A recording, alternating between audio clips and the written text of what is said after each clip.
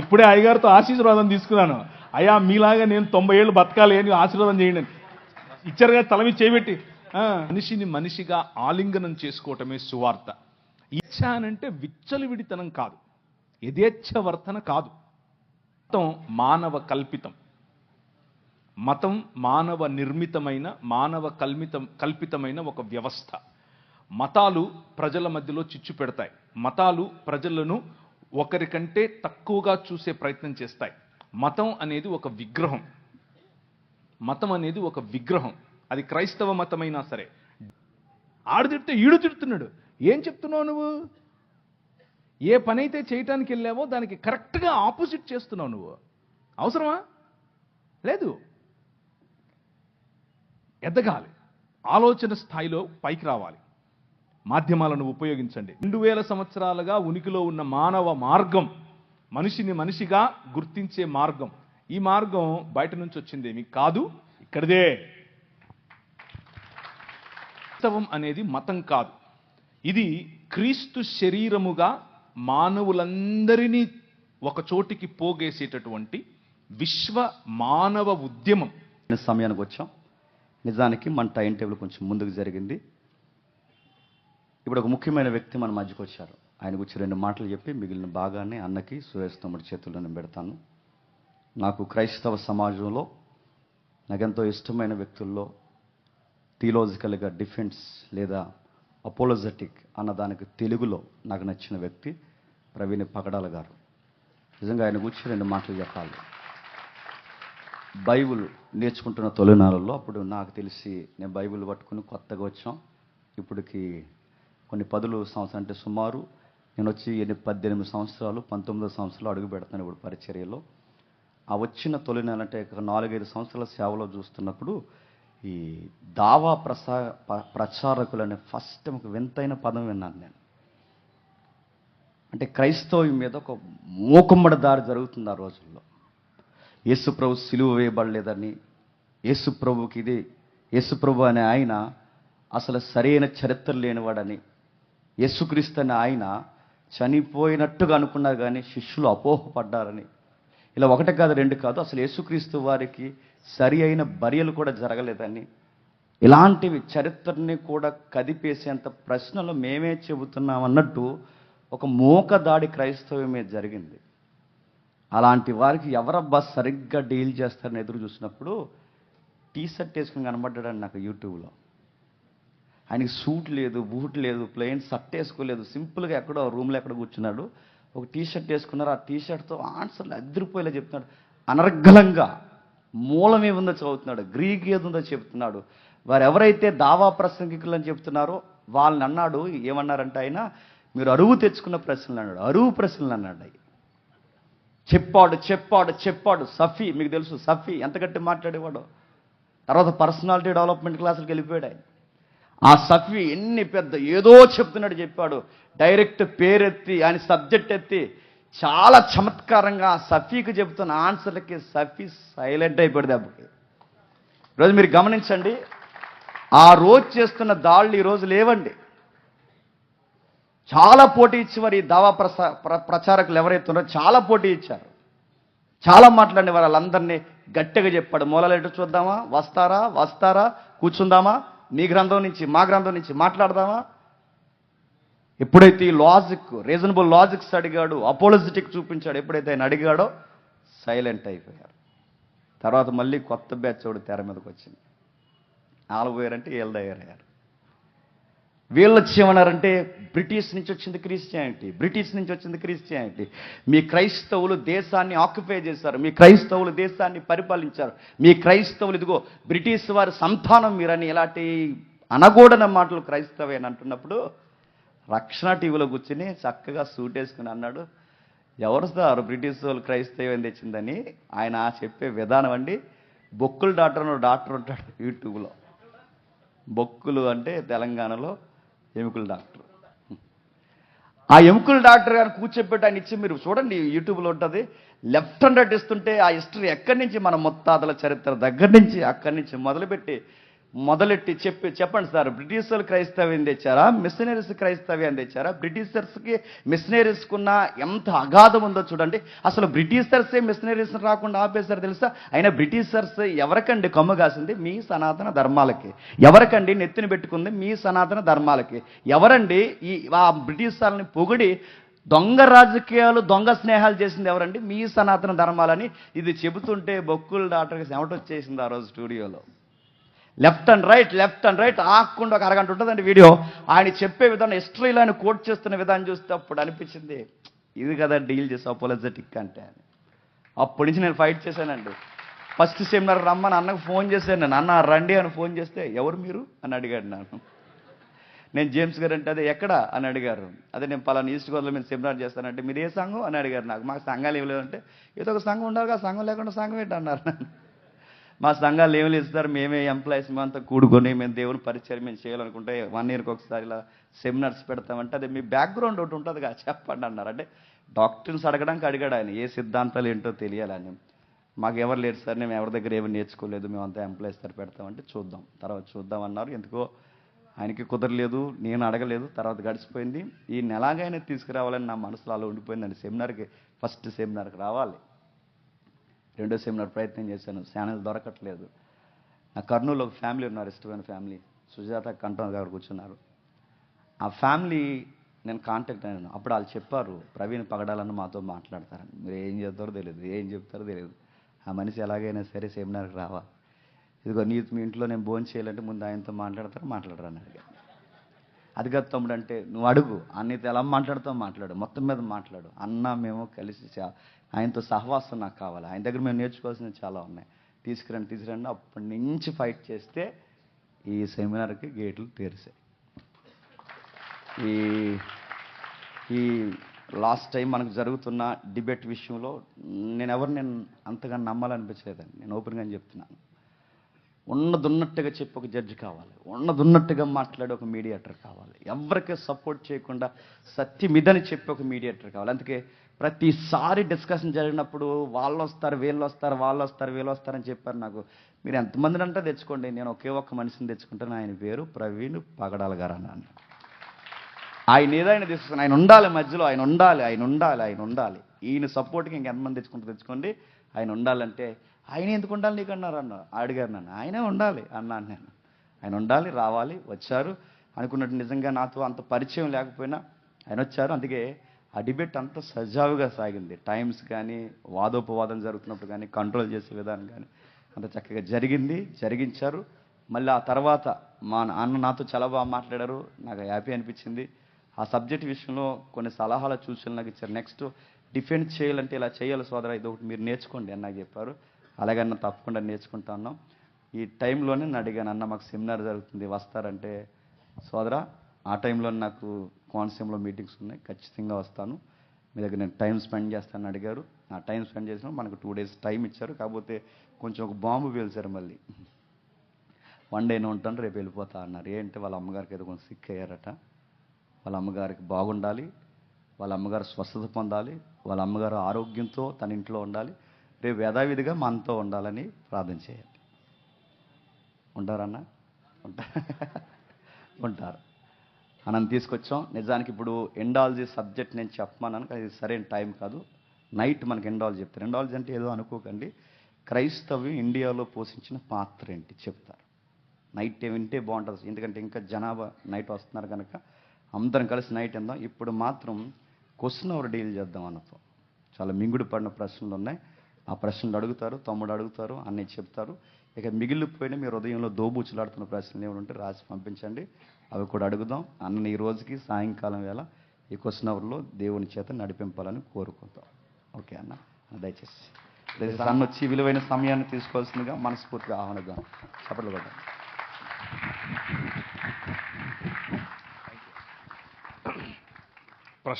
ప్రశ్న జవాబులకు ముందు కొన్ని విషయాలు నేను మీ అందరి ప్రార్థనలో మా అమ్మను జ్ఞాపకం చేసుకోండి అని ఒక మాట మీతో మనస్ఫూర్తిగా అడుగుతున్నాను. దయచేసి మా అమ్మకు ఆరోగ్యం బాగలేదు, ఆమె చాలా వీక్ అయ్యారు. నేను చిన్నప్పటి నుంచి మా నాన్నను చూడలేదు. నాకు తండ్రి లేడు. మా అమ్మే నన్ను పెంచింది. ఆమె నాకు తల్లి, ఆమె తండ్రి. సో నేను 11వ తారీఖు రావాలి అమెరికా నుండి. కానీ మా అమ్మకు బాగలేదని తెలిసి నేను 5వ తారీఖే వచ్చేసాను. 4వ తారీఖు బయలుదేరి 4వ తారీఖే వచ్చేసాను. సో మా ఇంటికి ఉన్న పెద్ద దిక్కు ఆమె మాత్రమే. ఆమె బాగా ఇప్పుడు వీక్గా ఉంది. సో ఆమె కోసం మీరు ప్రార్థన చేస్తే మీ ప్రార్థనలను బట్టి ప్రభు నా పట్ల కొంచెం ఫేవర్ చూపిస్తాడు అని అనుకుంటున్నాను. ఇంకో విషయం ఏంటంటే, ఇప్పుడు చెప్తుంటే గుర్తొస్తుంది నాకు, జేమ్స్ గారు అప్పుడెప్పుడు ఫోన్ చేశారు అని. నాకు అది గుర్తు కూడా లేదు. అయితే నేను ఎవరైనా పిలిస్తే రానంత పెద్దోడేం కాదు, అస్సలు కాదు. మీరు నా నంబరు మీకు ఎలా వచ్చింది అని తెలుసుకోవడం కోసమే ఆ ప్రశ్నలు వేస్తాను. ఎందుకంటే ఇంతకుముందు జేమ్స్ గారు చెప్పినట్లు కొంతమంది మన మిత్రులు ఫోన్ చేసి బాగా వాయించేస్తూ ఉంటారు నన్ను. ఇంకా అందుకని ముందే అడుగుతాను, అసలు ఏంటి, ఎవరు మీరు, మీకు ఎలా అని. కొంతమంది క్రైస్తవ పేర్లు పెట్టుకుని ఒకసారి పరిచయం అయిన తర్వాత మళ్ళీ వాయిస్తారు. అందుకని అడిగాను, అంతేకాని అడుగుంటాను, అంతకుమించి ఏమీ లేదు. అయితే నాకు జేమ్స్ గారికి నేను అభినందనలు తెలియజేయాలనుకుంటున్నాను ఈ ప్రశ్న జవాబులకు వెళ్ళడానికి ముందు. ఏంటంటే, ఆయన పడిన శ్రమ, ఆయన మీదకి వచ్చిన అలిగేషన్స్, ఆ అలిగేషన్స్ వచ్చిన సమయంలో ఎవరైనా సరే సాధారణంగా కృంగిపోతారు, పరిచర్య నుంచి తప్పుకుంటారు. కృంగిపోయి పరిచర్య నుంచి తప్పించుకుని దేవుడితో కంప్లైంట్ చేస్తారు, ఎందుకు నాకు ఇది చేశావు అని. కానీ ఈ మార్గం గుండా వెళ్ళినప్పుడు చట్టపరంగా ఆ మార్గం, చట్టము అనేటటువంటి మార్గంలో చాలా కష్టం ఉంటుంది, చాలా ఓపిక కావాలి. అందులో అగ్నిలో పుటము వేసి తీయబడినట్లుగా క్లీన్ చిట్టుతో బయటకు వచ్చాడు. దానికోసం నేను ప్రభువును నిజంగా కృతజ్ఞత చెప్పాను. నేను ఒకరోజు తల ఉంచి ప్రార్థన చేశాను. ఆయన ఫోన్ చేసి చెప్పాడు, అన్న నా కేసు మొత్తం అయిపోయింది, నాలో ఏ తప్పు లేదు అని కేసులో రాసి మరి నాకు ఇచ్చారు జడ్జి వారు అని చెప్పినప్పుడు నేను ఆ నిమిషమే ఆయనకు ఫోన్ పెట్టేసిన తర్వాత నేను ప్రార్థన చేశాను. Thank you very much lord. ప్రభువా, నువ్వు ఒక మంచి సాక్ష్యంతో మా సోదరుడిని కట్టు, ఒక మంచి సాక్ష్యంతో ఇంకా బలమైన పరిచర్య కోసం ముందుకు తీసుకెళ్ళు అన్నట్లు ప్రార్థన చేశాను. నాకు జేమ్స్ గారంటే చాలా అభిమానం. ఆయన పిలిచాడు అన్న ఒకే ఒక కారణం చేతనే మొన్న రాజమండ్రికి కూడా నేను వచ్చాను. యాక్చువల్గా నేను ఈ మీటింగ్కి రావటానికి కర్నూలులో ఉన్న చెల్లం అండ్ సుజాత వాళ్ళు నాకు చెప్పారు, ఆ మాట నిజమే. కానీ దానికంటే ఎక్కువగా నేను ఇష్టపడి వచ్చాను. ఒకరు చెప్పినందుకు ఏదో కాదు, నేనే ఇష్టపడి వచ్చాను. నాకు ఇష్టం. ఏంటి ఆ ఇష్టం అని అంటే, జేమ్స్ గారు చేసే పరిచర్యలు అంటే ఇష్టం. జేమ్స్ గారు ఉన్నట్లు మాట్లాడతారు కాబట్టి ఇష్టం. జేమ్స్ గారితో కలిసి నడవాలి అన్న ఆలోచన ఉంది. కలిసి నడిచే క్రమంలో కొన్ని విషయాలు నేను నేర్చుకోవాలి, కొన్ని విషయాలు ఆయన నేర్చుకుంటాడు. అలాంటి అవకాశం నాకు ఇమ్మని ప్రభువుని అడుగుతున్నాను. కాబట్టి ఇష్టపూర్వకంగా వచ్చాను. మా అమ్మ బాగా ఉంటే రేపు కూడా ఉంటాను.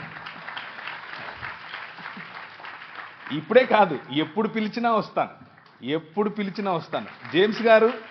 జేమ్స్ గారితో ఉన్నవారు, జేమ్స్ గారితో కలిసి పరిచర్య చేస్తున్న వాళ్ళు ఎవరైనా సరే నా నంబర్ జేమ్స్ గారు ఇస్తారు, తీసుకొని జస్ట్ కాల్ చేయండి. నేను రాకపోతే అడగండి, నేను ఎప్పుడైనా వస్తాను. నేను అన్యాక్సెసిబుల్ ఏమీ కాదు. నేను సాధారణమైన మనిషిని, సాధారణంగా నేను తిరుగుతూ ఉంటాను. నేను ఒక్కనే వస్తాను ఎప్పుడు వచ్చినా. నాకు ముందు ఒక 10 మంది, వెనకలో 10 మంది ఉండరు. నేను ఒక్కనే వస్తాను, నేను ఒక్కనే డ్రైవ్ చేసుకొని వస్తాను. నాకు రాజమండ్రిలో ఇల్లుంది, అక్కడ ఉంటాను, చుట్టుపక్కలన్నీ తిరుగుతూ ఉంటాను. So I'm very free, more like you. మీతో కలిసి కూర్చోవటం, మీతో కలిసి భోంచేయటం, మీతో కలిసి మాట్లాడటం నాకు ఇష్టం. సో మీకు ఏదైనా ప్రశ్నలు ఉంటే, ఇప్పుడు ప్రశ్న జవాబులు అన్నారు కాబట్టి మీరు ఇది అడగచ్చో లేదో, ఇలా మాట్లాడచ్చో లేదో అన్న ఆలోచన లేకుండా మనసులో ఉన్నట్టు అడిగేసేయండి. ఒకవేళ అడగటం కాదు, ఇన్ని కడిగేద్దాం అని అనుకున్నా కడిగేయండి. నేను రెడీ, దానికైనా రెడీ, దీనికైనా ready. Over to you brother. Thank you sir. మీరు ఫస్ట్ నువ్వు ఆ సార్ ఆపేసి, లాస్ట్ టైం కూడా చెప్పినా నీకు నేను, ఈయన డిబేట్లో కూడా మాటి మాటికి సార్ అంటుంటే నువ్వు సార్ అనుకు నన్ను చాలా దూరం ఉంటుంది అన్నాను. ఏం నీకంటే పెద్దోడిగా అన్న అంటే అయిపోలా అని కూడా చెప్పా, ఇంకా నువ్వు సార్ అంటున్నావు. లేదు సార్, అందరినీ నేను అన్నాను కదా. లేదు సార్ అన్న అంటే సార్ అన్న సారు ఎన్ని మనకి ఎందుకు, కరెక్ట్గా అన్నాను. ఓకేనా, మీరు మాతో జర్నీ చేయడం కదన్నా, మేమే మీతో జర్నీ కోరుకుంటున్నాం అన్నాం మా ఫ్యూచర్ అంతా. ఎందుకంటే మీరు ఎంతో గొప్పగా వాడబడుతున్న ఇంత సాధారణంగా ఉండడం మేము చూసి మేము చాలా చాలా చోట్ల మీకోసం విన్నప్పటి నుండి మీతో జర్నీ మేము ఎప్పటి నుంచో కోరుకుంటున్నామన్నా. ఇదే కాదు, మాకు ప్రతి ఏడాది మీరు రావాలి, మీరు మాకు మాట ఇక్కడే ఇవ్వాలి. ప్రతి ఏడాది కాదు, ప్రతి నెల మేము యూత్ మీటింగ్ కండక్ట్ చేస్తాం, ఖచ్చితంగా రావాలి. Any time for you. Thank you అన్న.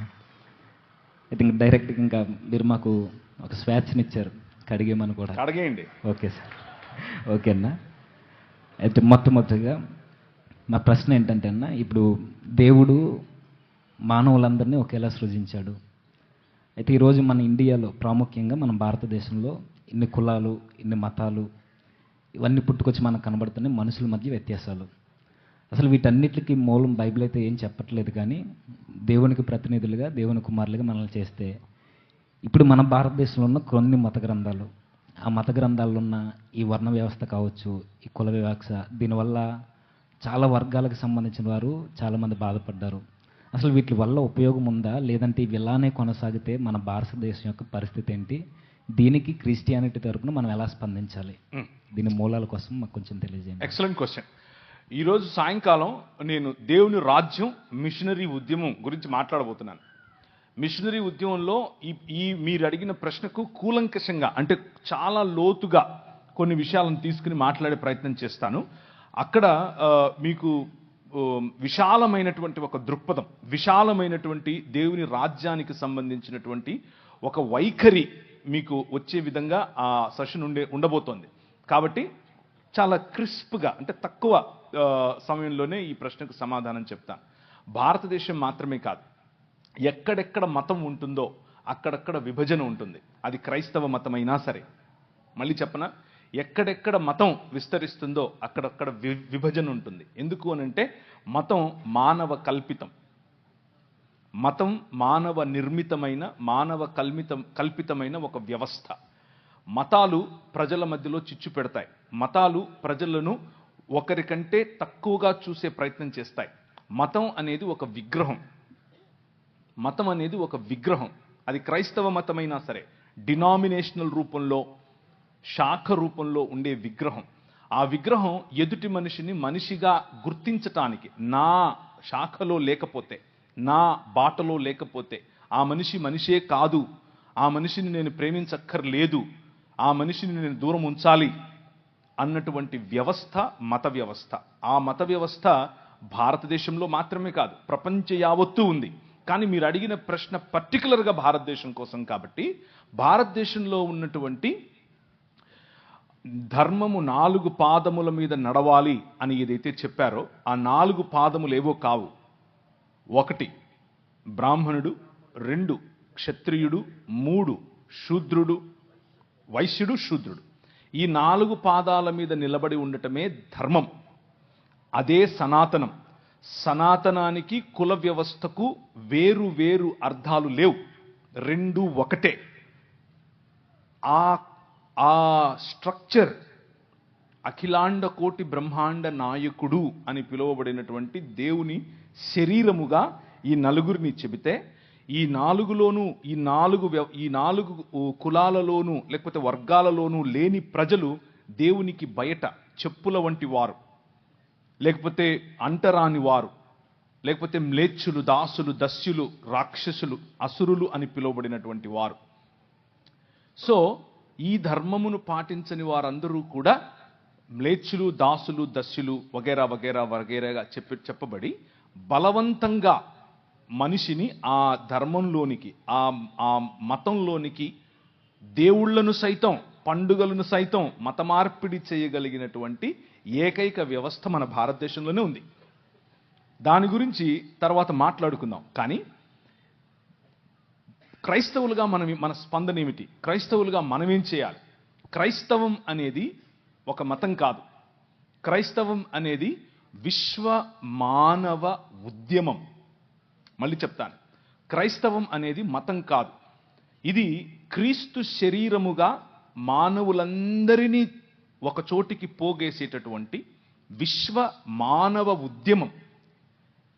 ఈ ఉద్యమంలో భాగమే మీరు. ఇది ఒక రాజ్య సంకల్పం. ఆ రాజ్యంలో భాగమే మీరు. ఆ రాజ్య ప్రతినిధులు మీరు.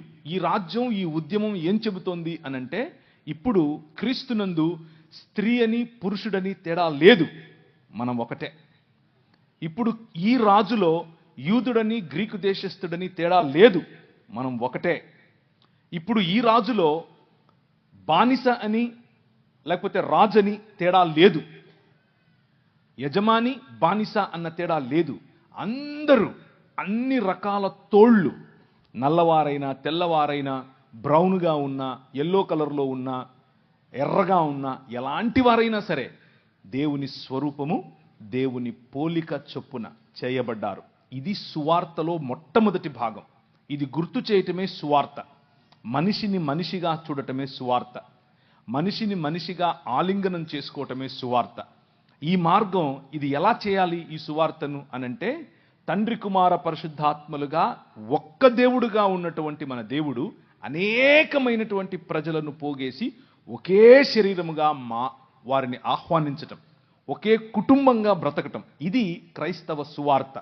ఇది ఎలా సాధ్యం అనంటే, ప్రభు అయిన యేసు క్రీస్తు ఒక మనిషిగా ఎలా బ్రతకాలో, ఒక మనిషి పాపరహితుడై, ఒక మనిషి మతరహితుడై, ఒక మనిషి కులరహితుడై అందరి కోసం ఒకే సమానమైనటువంటి పంక్తి భోజనం కూర్చోపెట్టి వారితో మాట్లాడుతూ చెప్పిన మాట ఏమిటి అంటే, అంధకార సంబంధమైన దురాత్మ సమూహములను జయించిన తర్వాత, వాటికి ముళ్ళుగా ఉన్నటువంటి మరణాన్ని జయించిన తర్వాత, నేను ఏ మార్గాన్ని అయితే చూపిస్తున్నానో, ప్రేమ, క్షమ, పంచి ఇవ్వటం, అందరి కోసం పాటుపడటం, ఇలాంటి ఒక సమాజాన్ని నేను నిర్మిస్తాను. ఆ సమాజమే మీరు. ఈ సమాజం కేవలం ఈ సమాజం మాత్రమే ఈ సమాజానికి చెందని వారి కోసం ఉనికిలో ఉంది. మళ్ళీ చెప్పనా? కేవలం ఈ సమాజం మాత్రమే ఈ సమాజములో సభ్యులు కాని వారి కోసం ఉనికిలో ఉంది. అది ఈ సమాజానికి ఉన్నటువంటి విశిష్టత. అది విశ్వ మానవ సమాజానికి ఉన్నటువంటి విశిష్టత. అది క్రీస్తు శరీరానికి ఉన్నటువంటి విశిష్టత. కాకపోతే మనకున్నటువంటి సమస్య ఏమిటి అనంటే, ఈ విశాలమైన దర్శనాన్ని మర్చిపోయి ఇది కూడా ఒక మతమైంది. ఇందులో కూడా శాఖలు ఏర్పరచుకున్నారు. ఇందులో కూడా నేను గొప్ప, నువ్వు తగ్గు అన్నటువంటి ఆలోచనలు తెచ్చుకున్నారు. ఇందులో కూడా నువ్వు స్త్రీ, నేను పురుషుడు అన్న ఆలోచనలు అరువు తెచ్చుకున్నారు. ఎక్కడి నుంచి? చుట్టుపక్కల ఉన్నటువంటి భావజాలాల నుంచి. కానీ మిషనరీలు మనకు నేర్పినటువంటి, మన ముందు నడిచిన మన తల్లిదండ్రులు మనకు నేర్పిన బాట ఇది కాదు. మనకు నేర్పిన బాట, మనందరము ఒకటే, మనందరము ఒక్క తండ్రి పిల్లలం. ఈ సమాజం ఐక్యంగా, భారతదేశం ఐక్యంగా ముందుకెళ్ళాలి అనంటే హోప్ అనేది కేవలము ఈ భావజాలంలో మాత్రమే ఉంది. సాయంకాలం మరింత ఎక్కువగా దాని గురించి మాట్లాడదాం. థ్యాంక్ యూ అన్న. అయితే మీరు చెప్పింది అంత బాగుందన్న. కాకపోతే మరొక చిన్న ప్రశ్న ఇందులో నుండి. ఇప్పుడు క్రిస్టియానిటీ గురించి చాలా మంచిగా మాట్లాడుతున్నారు. అసలు క్రిస్టియానిటీకి మన దేశానికి అసలు సంబంధం లేదు కదా. ఎక్కడో పుట్టిన క్రైస్తవ్యానికి మన ఇండియాకి సంబంధం ఏంటి అసలు?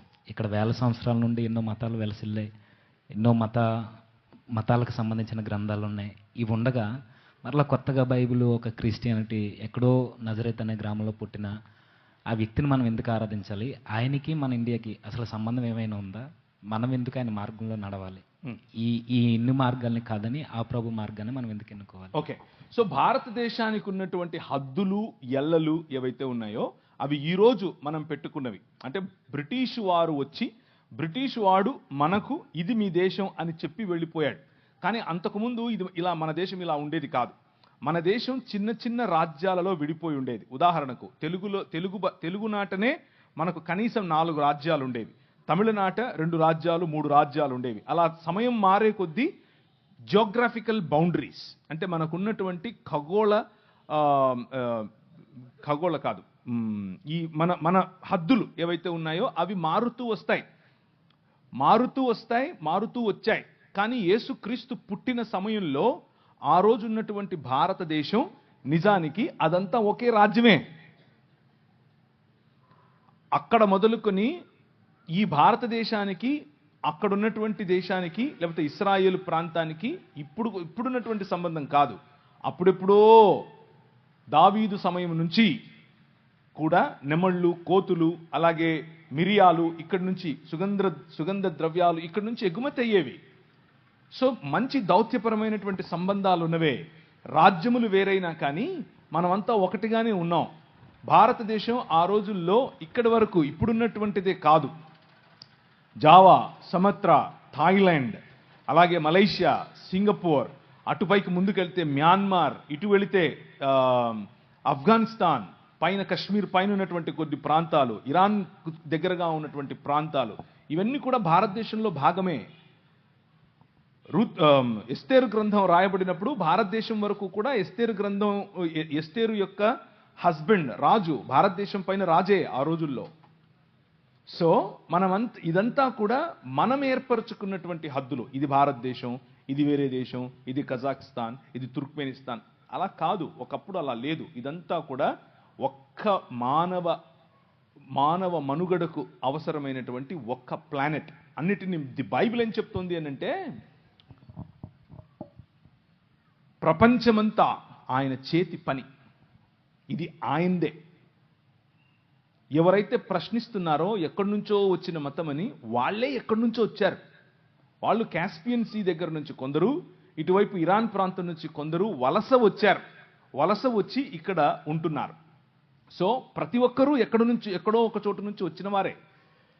కొందరు ముందొచ్చారు, కొందరు తర్వాత వచ్చారు. అంతేగాని ముందొచ్చినోడు గొప్ప, వెనకొచ్చినోడు తక్కువ కాదు. ఇకపోతే ఇక్కడున్నటువంటి మతాలు బయటకు వెళ్ళలేదా? ఇక్కడున్నటువంటి బౌద్ధం జపాన్ వరకు వెళ్ళలేదా? ఇక్కడున్నటువంటి బౌద్ధం ఎందుకు ఈ దేశంలో లేకుండా పోయింది? ఇక్కడ పుట్టినటువంటి బౌద్ధాన్ని ఏమాత్రం ఉద్ధరించారు మీరు? తరిమేశారుగా. ఒక తల ఇస్తే ఇన్ని బంగారు నాణ్యాలు ఇస్తాము అని పుష్యమిత్ర శృంగుడు చెప్పలేదా? సో ఇక్కడ పుట్టిన దాన్ని ఏదో ఉద్ధరించినట్లుగా మాట్లాడకూడదు. అలాగే బయట పుట్టింది అని దేన్ని చెప్పటానికి వీల్లేదు. ఎందుకు అనంటే ఇదంతా ఒక్క ప్రపంచం. ఇది మా నాయనది, మా నాయన ప్రపంచం. ఇది మా నాయన ప్రపంచంలోకి మా నాయన వచ్చాడు. మధ్యలో నీదేంటి సమస్య? ఇక్కడికి వచ్చాడు అంటున్నారు. మరి ఇక్కడి నుంచి అక్కడికి వెళ్ళారు అని ఎందుకు చెప్పరు? ఇక్కడి నుంచి అక్కడికి వెళ్ళిన వాళ్ళేగా, అక్కడి నుంచి వచ్చిన వాళ్ళేగా వీళ్ళు. ఆర్యులు అని పిలువబడిన వారు అక్కడి నుంచి వచ్చిన వారేగా. మిడిల్ ఈస్టర్న్ ప్రాంతం నుంచి వచ్చిన వారేగా. మెసొపటోమియా ప్రాంతం నుంచి వచ్చిన వారేగా. మెసొపటోమియా ప్రాంతము ఈ ఇండస్ వ్యాలీ అంటే సింధు నాగరికత మధ్య ఉన్నటువంటి సంబంధాలు తెలియకుండా మాట్లాడుతున్నారా? కాదు. ఇవి కేవలము మనుషుల మధ్యలో విభజన తీసుకుని రావటానికి వాడే అవాక్కులు చవాక్కులు. అంతకుమించి ఇంకేమీ లేదు. కాబట్టి భారతదేశంలో అనేక మతాలు ఉండొచ్చు, అందులో ఇబ్బంది ఏమీ లేదు. అలాగే క్రైస్తవ మతాన్ని మతంగా అసలు మేము మతంగా చెప్పటమే లేదు కదా. వస్తున్నది దేనితో? ఒక భావజాలం. ఏంటా భావజాలం? మనుషులందరూ సమానం. ఏంటా భావజాలం? దేవుని వైపుకు మరలండి. ఏంటా భావజాలం? దేవుని పిల్లలముగా మనం మారాలి. ఏంటా భావజాలం? నీతి కలిగి జీవించాలి. ఈ భావజాలం ఎక్కడి నుంచి వచ్చినా తీసుకుంటాం. తెల్లోడు తయారు చేస్తే సెల్ ఫోన్ కావాలి, తెల్లోడు తయారు చేస్తే టీవీ కావాలి, తెల్లోడు తయారు చేస్తే మ్యాగ్నఫోన్ కావాలి, తెల్లోడు తయారు చేస్తే ప్యాంటు సొక్కా వేసుకోవాలి. తెల్లోడిని తలుసుకోకుండా నీ జీవితంలో ఒక్క క్షణం బతకలేవు. నువ్వు ఒక్క క్షణం కూడా బతకలేవు. నువ్వేమో మళ్ళా ఆడుకునేది బయట నుంచి వచ్చింది, బయట నుంచి ఏం రాలేదు, ఇక్కడిదే.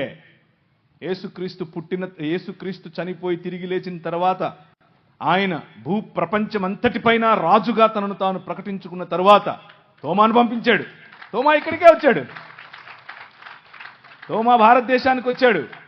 మొదటి శతాబ్దంలోనే వచ్చాడు. బ్రిటిష్ వాళ్ళు తెచ్చాడంటే నువ్వు తెలియక. బడ్డి శానిస్ వచ్చాడు. ఆ తరువాత మెల్లిమెల్లిగా క్రీస్తు శకం 500 నుంచి మొదలైంది పరంపర. ఇక్కడున్న వాళ్ళు ఒక ఉత్తరం రాశారు, మా కోసం కొంతమంది మిషనరీలను పంపించండి అని. ఎక్కడికి? ఈజిప్టులో ఉన్నటువంటి చర్చికి రాశారు, అంతియోకికి రాశారు. అప్పుడు 500లో క్రీస్తు శకం 500లో 1500లో బయలుదేరారు కొంతమంది. ఆ 1500కు రావడానికి ముందు మొదటి 1500 సంవత్సరాలలో కొన్ని వందల మంది మిషనరీలు ఈ దేశానికి వచ్చారు. ఎక్కడెక్కడి నుంచి వచ్చారు? ఇరాన్ నుంచి వచ్చారు, ఇరాక్ నుంచి వచ్చారు, బబులోనియా నుంచి వచ్చారు, అలాగే దాన్ని ఏమంటారు సిరియా నుంచి వచ్చారు. భారతదేశంలో సిరియా బైబిల్ చదివే వాళ్ళు కొన్ని లక్షల మంది ఉన్నారు. తెలియక సిరియాలో బైబిల్ చదివే వాళ్ళు ఈ రోజు కూడా భారతదేశంలో లక్షల మంది ఉన్నారు. సో ఇది కొత్త మతమేం కాదు. 2000 సంవత్సరాలుగా ఉనికిలో ఉన్న మతం, 2000 సంవత్సరాలుగా ఉనికిలో ఉన్న మానవ మార్గం, మనిషిని మనిషిగా గుర్తించే మార్గం. ఈ మార్గం బయట నుంచి వచ్చింది మీకు కాదు, ఇక్కడిదే. ఓకేనా, థ్యాంక్ యూ అన్న. అయితే మరలా కంటిన్యూషన్ క్వశ్చన్, అంటే మీరు చెబుతున్న ఆన్సర్లో నుండి మాకు మరలా ప్రశ్నలు వస్తున్నాయి. ఈ మతం ఎక్కడదే అంటూ, అదే ఈ మార్గం, ఈ ప్రభు స్థాపించిన ఈ మార్గం ఏదైతే ఉందో ఇది ఇక్కడదే అంటున్నారు. అయితే ఈ పరిసర ప్రాంతాల్లో మన భారతదేశంలో కొన్ని చోట్ల సువార్త చేస్తున్నప్పుడు అడ్డుకుంటున్నారు. అంటే కొన్ని దేవాలయాల దగ్గర, కొన్ని గుడుల దగ్గర ఇలా అడ్డుకుంటున్నారు. నిజానికి అసలు ఆ పరిసర ప్రాంతాల్లో సువార్త చేసే అధికారం క్రైస్తవులకు ఉందంటారా? అసలు మన సువార్త పరిధులేంటి? అయితే కొంతమంది అంటున్నారు వీధి సువార్త కూడా అవసరం లేదని కొంతమంది పాస్టర్లు కూడా మాట్లాడుతున్నారు. వీటి రెండింటిని గురించి మాకు వివరణ కావాలన్నా. ఇది మనదే అయినప్పుడు మనం ఎందుకు సువార్త చేయకూడదు? రైట్, మనదే. ఈ దేశం మంది, ఈ ప్రపంచం మంది, మన్నాయింది. కానీ అదే స్టేట్మెంట్ అందరూ ఇవ్వచ్చు, అదే స్టేట్మెంట్ ప్రతి మనిషి ఇవ్వాలి. ప్రతి మనిషికి ఆ హక్కు ఉంది. నేను సువార్త చెప్తున్నాను. నేను ఒక ఊరికి వెళ్ళాను, ఎక్కడ అంటే గుంటూరు జిల్లాలో ఒక చిన్న గ్రామం. ఆ గ్రామానికి వెళ్ళాను. నైట్ పడుకున్నాను, బాగా లేట్ అయిపోయింది మీటింగ్ లేట్ అయిపోయిన తర్వాత మనోళ్ళు రావడమే 9:30, 10కి వస్తారు. 12:30కు మీటింగ్ అయిపోయింది. సరే అని వెళ్ళి పడుకున్నాను. ఒక ఉదయం 3:30, 4 అయింది. 4 అవ్వంగానే గంట కొట్టింది. టింగ్ టింగ్. యెహోవా వలన ఆశీర్వదింపబడిన వాడా లే, సోమరి లే అంటుండు. ఎవడు ఏ ఆకాశవాణి ఏంటిది అనుకున్నాను. బయటకు వచ్చి చూస్తే బొంగులు పెట్టున్నాడు ఇంతవి. నేను పాస్టర్ గారిని అడిగాను, ఏంటండి ఏంటండి పాస్టర్ గారు ఏదో సౌండ్, సువార్త చెప్తున్నామండి అన్నాడు. అబ్బో భలే చెప్తున్నారు సువార్త. ఇల్లు ఎలా చెప్తారు? నిద్రపోయేవాడిని కెలికి లేపి సువార్తనా? అది సువార్త కాదు. దానివల్ల మనం చెప్పే మెసేజ్కు విసుగొస్తుంది. ప్రజలకి విసుగు రాకుండా చేయాలి. ఆ శుక్రవారం పూట మసీదుకి వెళ్ళి ఒకడు వాడికున్న నిష్టలో, వారికున్నటువంటి భక్తిలో, వారికున్నటువంటి దైవభీతిలో మసీదుకి వెళ్ళి వస్తున్నారు. నువ్వు ఆ మసీదు కాన్ని నిలబడుకొని అస్సలాము అలైకుం సాహబ్ ఏలో అని చెప్పి వాడికి ఇచ్చావనుకో, ఏమంటాడు? 4 వేస్తాడు. ఎందుకేడు అంటే మనకు ఒక కామన్ సెన్స్ ఉండాలి. ఒక కామన్ సెన్స్తో మనం పనిచేయాలి. ఉదాహరణకు ఎవరైనా వాళ్ళ ఇంట్లో చనిపోయారు, ఆడి దగ్గరికి వెళ్ళి రికార్డింగ్ డాన్స్ పెడతారా? పెట్టరు. Common sense. అరే వాడు దుఃఖంలో ఉన్నాడు, దుఃఖంలో మనం కలిసి కొద్దిగా సాంత్వన ఊరట ఇచ్చే పని చేద్దాం. ఎవరింట్లో అన్నా పెళ్లి జరుగుతుంటే వెళ్ళి ఇంట్లో చచ్చిపోయారండి ఏడుతాం మనం. ఎందుకు ఏడం? అది కరెక్ట్ కాదు. అది మనకు కూడా తెలుసు. అలాగే మనం ఏదైనా క్రీస్తుని గురించి చెప్పాలి అని అంటే దానికి టెంపులే దొరికిందా, మసీదే దొరికిందా? అవసరం లేదుగా. ఎందుకు చేయాలి అక్కడ? సో మనమే కావాలని రెచ్చగొట్టేట్లుగా ఎప్పుడూ ప్రయత్నం చేయకూడదు. ఇది మనది కాబట్టి నా ఇష్టం వచ్చినట్టు తిరుగుతాను అని చేయకూడదు. స్వేచ్ఛ అనంటే విచ్చలవిడితనం కాదు, యథేచ్ఛ వర్తన కాదు. స్వేచ్ఛ అంటే అవతలి వ్యక్తి మూడేంటి, అవతలి వ్యక్తి ఎలా ఉన్నాడు, అవతలి వ్యక్తి ఎలా స్పందిస్తాడు, అవతలి వ్యక్తితో నేను ఏం చెప్పాలి, ఎప్పుడు పంచుకోవాలి అని సమయాన్ని చూసి ఆ సమయంలో మంచి స్నేహభావంతో గౌరవప్రదంగా ఆయనకు క్రీస్తును పరిచయం చేయాలి. వీధి సువార్త చేయండి, తప్పేమీ లేదు. కానీ వీధి సువార్త పేరిట గొడవలు పెట్టుకోవద్దు. మొన్న కొందరు వెళ్ళారు, క్రైస్ట్ గాస్పెల్ టీం, సంచులు వేసుకుని తెల్ల బట్టలు వేసుకుని పోయినారు. పోతే అక్కడ వాళ్ళు అడ్డుకున్నారు. వాళ్ళు కొట్టనీకి వస్తే ఈడు కొట్టనీకి వెళ్తున్నాడు, ఆడు తిడితే ఈడు తిడుతున్నాడు. ఏం చెప్తున్నావు నువ్వు? ఏ పని అయితే చేయటానికి వెళ్ళావో దానికి కరెక్ట్గా ఆపోజిట్ చేస్తున్నావు నువ్వు. అవసరమా? లేదు. ఎదగాలి, ఆలోచన స్థాయిలో పైకి రావాలి. మాధ్యమాలను ఉపయోగించండి. మీరు చేస్తున్నటువంటి ఈ మాధ్యమ పరిచర్య ఎక్సలెంట్. మొన్న జరిగిన డిస్కషన్ 7 లక్షల మంది చూశారు. అందరూ క్రైస్తవులే చూసింటారా? No no. మన మాట ఉప్పు వేసినట్లుగా ఉంటే, మన మాట తగ్గింపుతో ఉంటే, మన మాట అవతలి వారు వారి భావజాలం ప్రకారంగా రెచ్చిపోతూ ఉంటే, మనం మన భావజాలం ప్రకారంగా తగ్గించుకుని మాట్లాడితే ప్రజలను గెలవడం చాలా ఈజీ. ప్రజలను గెలుస్తాం. ఈ భావజాలంతోనే ప్రభువు ఈ లోకాన్ని గెలిచాడు. మనం అలాంటి భావజాలంతోనే సువార్త చేయాలి. సో సువార్త చేయండి, ఇది మన దేశం, కానీ సమయస్ఫూర్తి కలిగి చేయండి.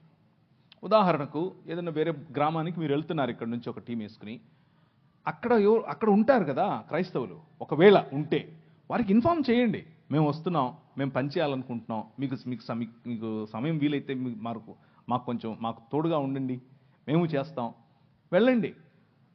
దగ్గరున్నటువంటి వాళ్ళతో ముందు పీస్ పర్సన్ అంటారు, అంటే ఒక సహృదయం ఉన్న వ్యక్తిని కలుపుకోండి, అక్కడ కలిసి చేయండి, మళ్ళీ ఎవరి దారిన వాళ్ళు వెళ్ళిపోండి, ఇబ్బంది ఏమీ లేదు.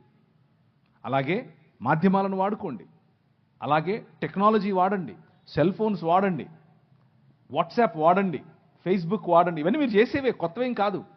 అన్నిటినీ మించి స్నేహం వాడండి, స్నేహపూర్వకంగా ప్రజలను పట్టండి, గృహదర్శనాలు చేయండి. ఇవన్నీ ఏం కాకుండా ఊరికే పోయి చేతిలో ఉన్నది నువ్వు వాడు మూడేంటో తెలియదు, వాడు ఎలా ఉన్నాడో తెలియదు, ఇదిగో నువ్వు నమ్ముకుంటే పరలోకం మొత్తం లేక నరకం మొత్తం, దేవుడు నిన్ను 65 చేసేస్తాడు, ఈ మాటలన్నీ చెప్తే ఎవరండి వినేది? ఎవరు వినరు. మనం చెప్పే దాంట్లో మనకు క్లారిటీ ఉండదు, వినే దాంట్లో వాళ్ళకు క్లారిటీ ఉండదు. అలా వద్దు.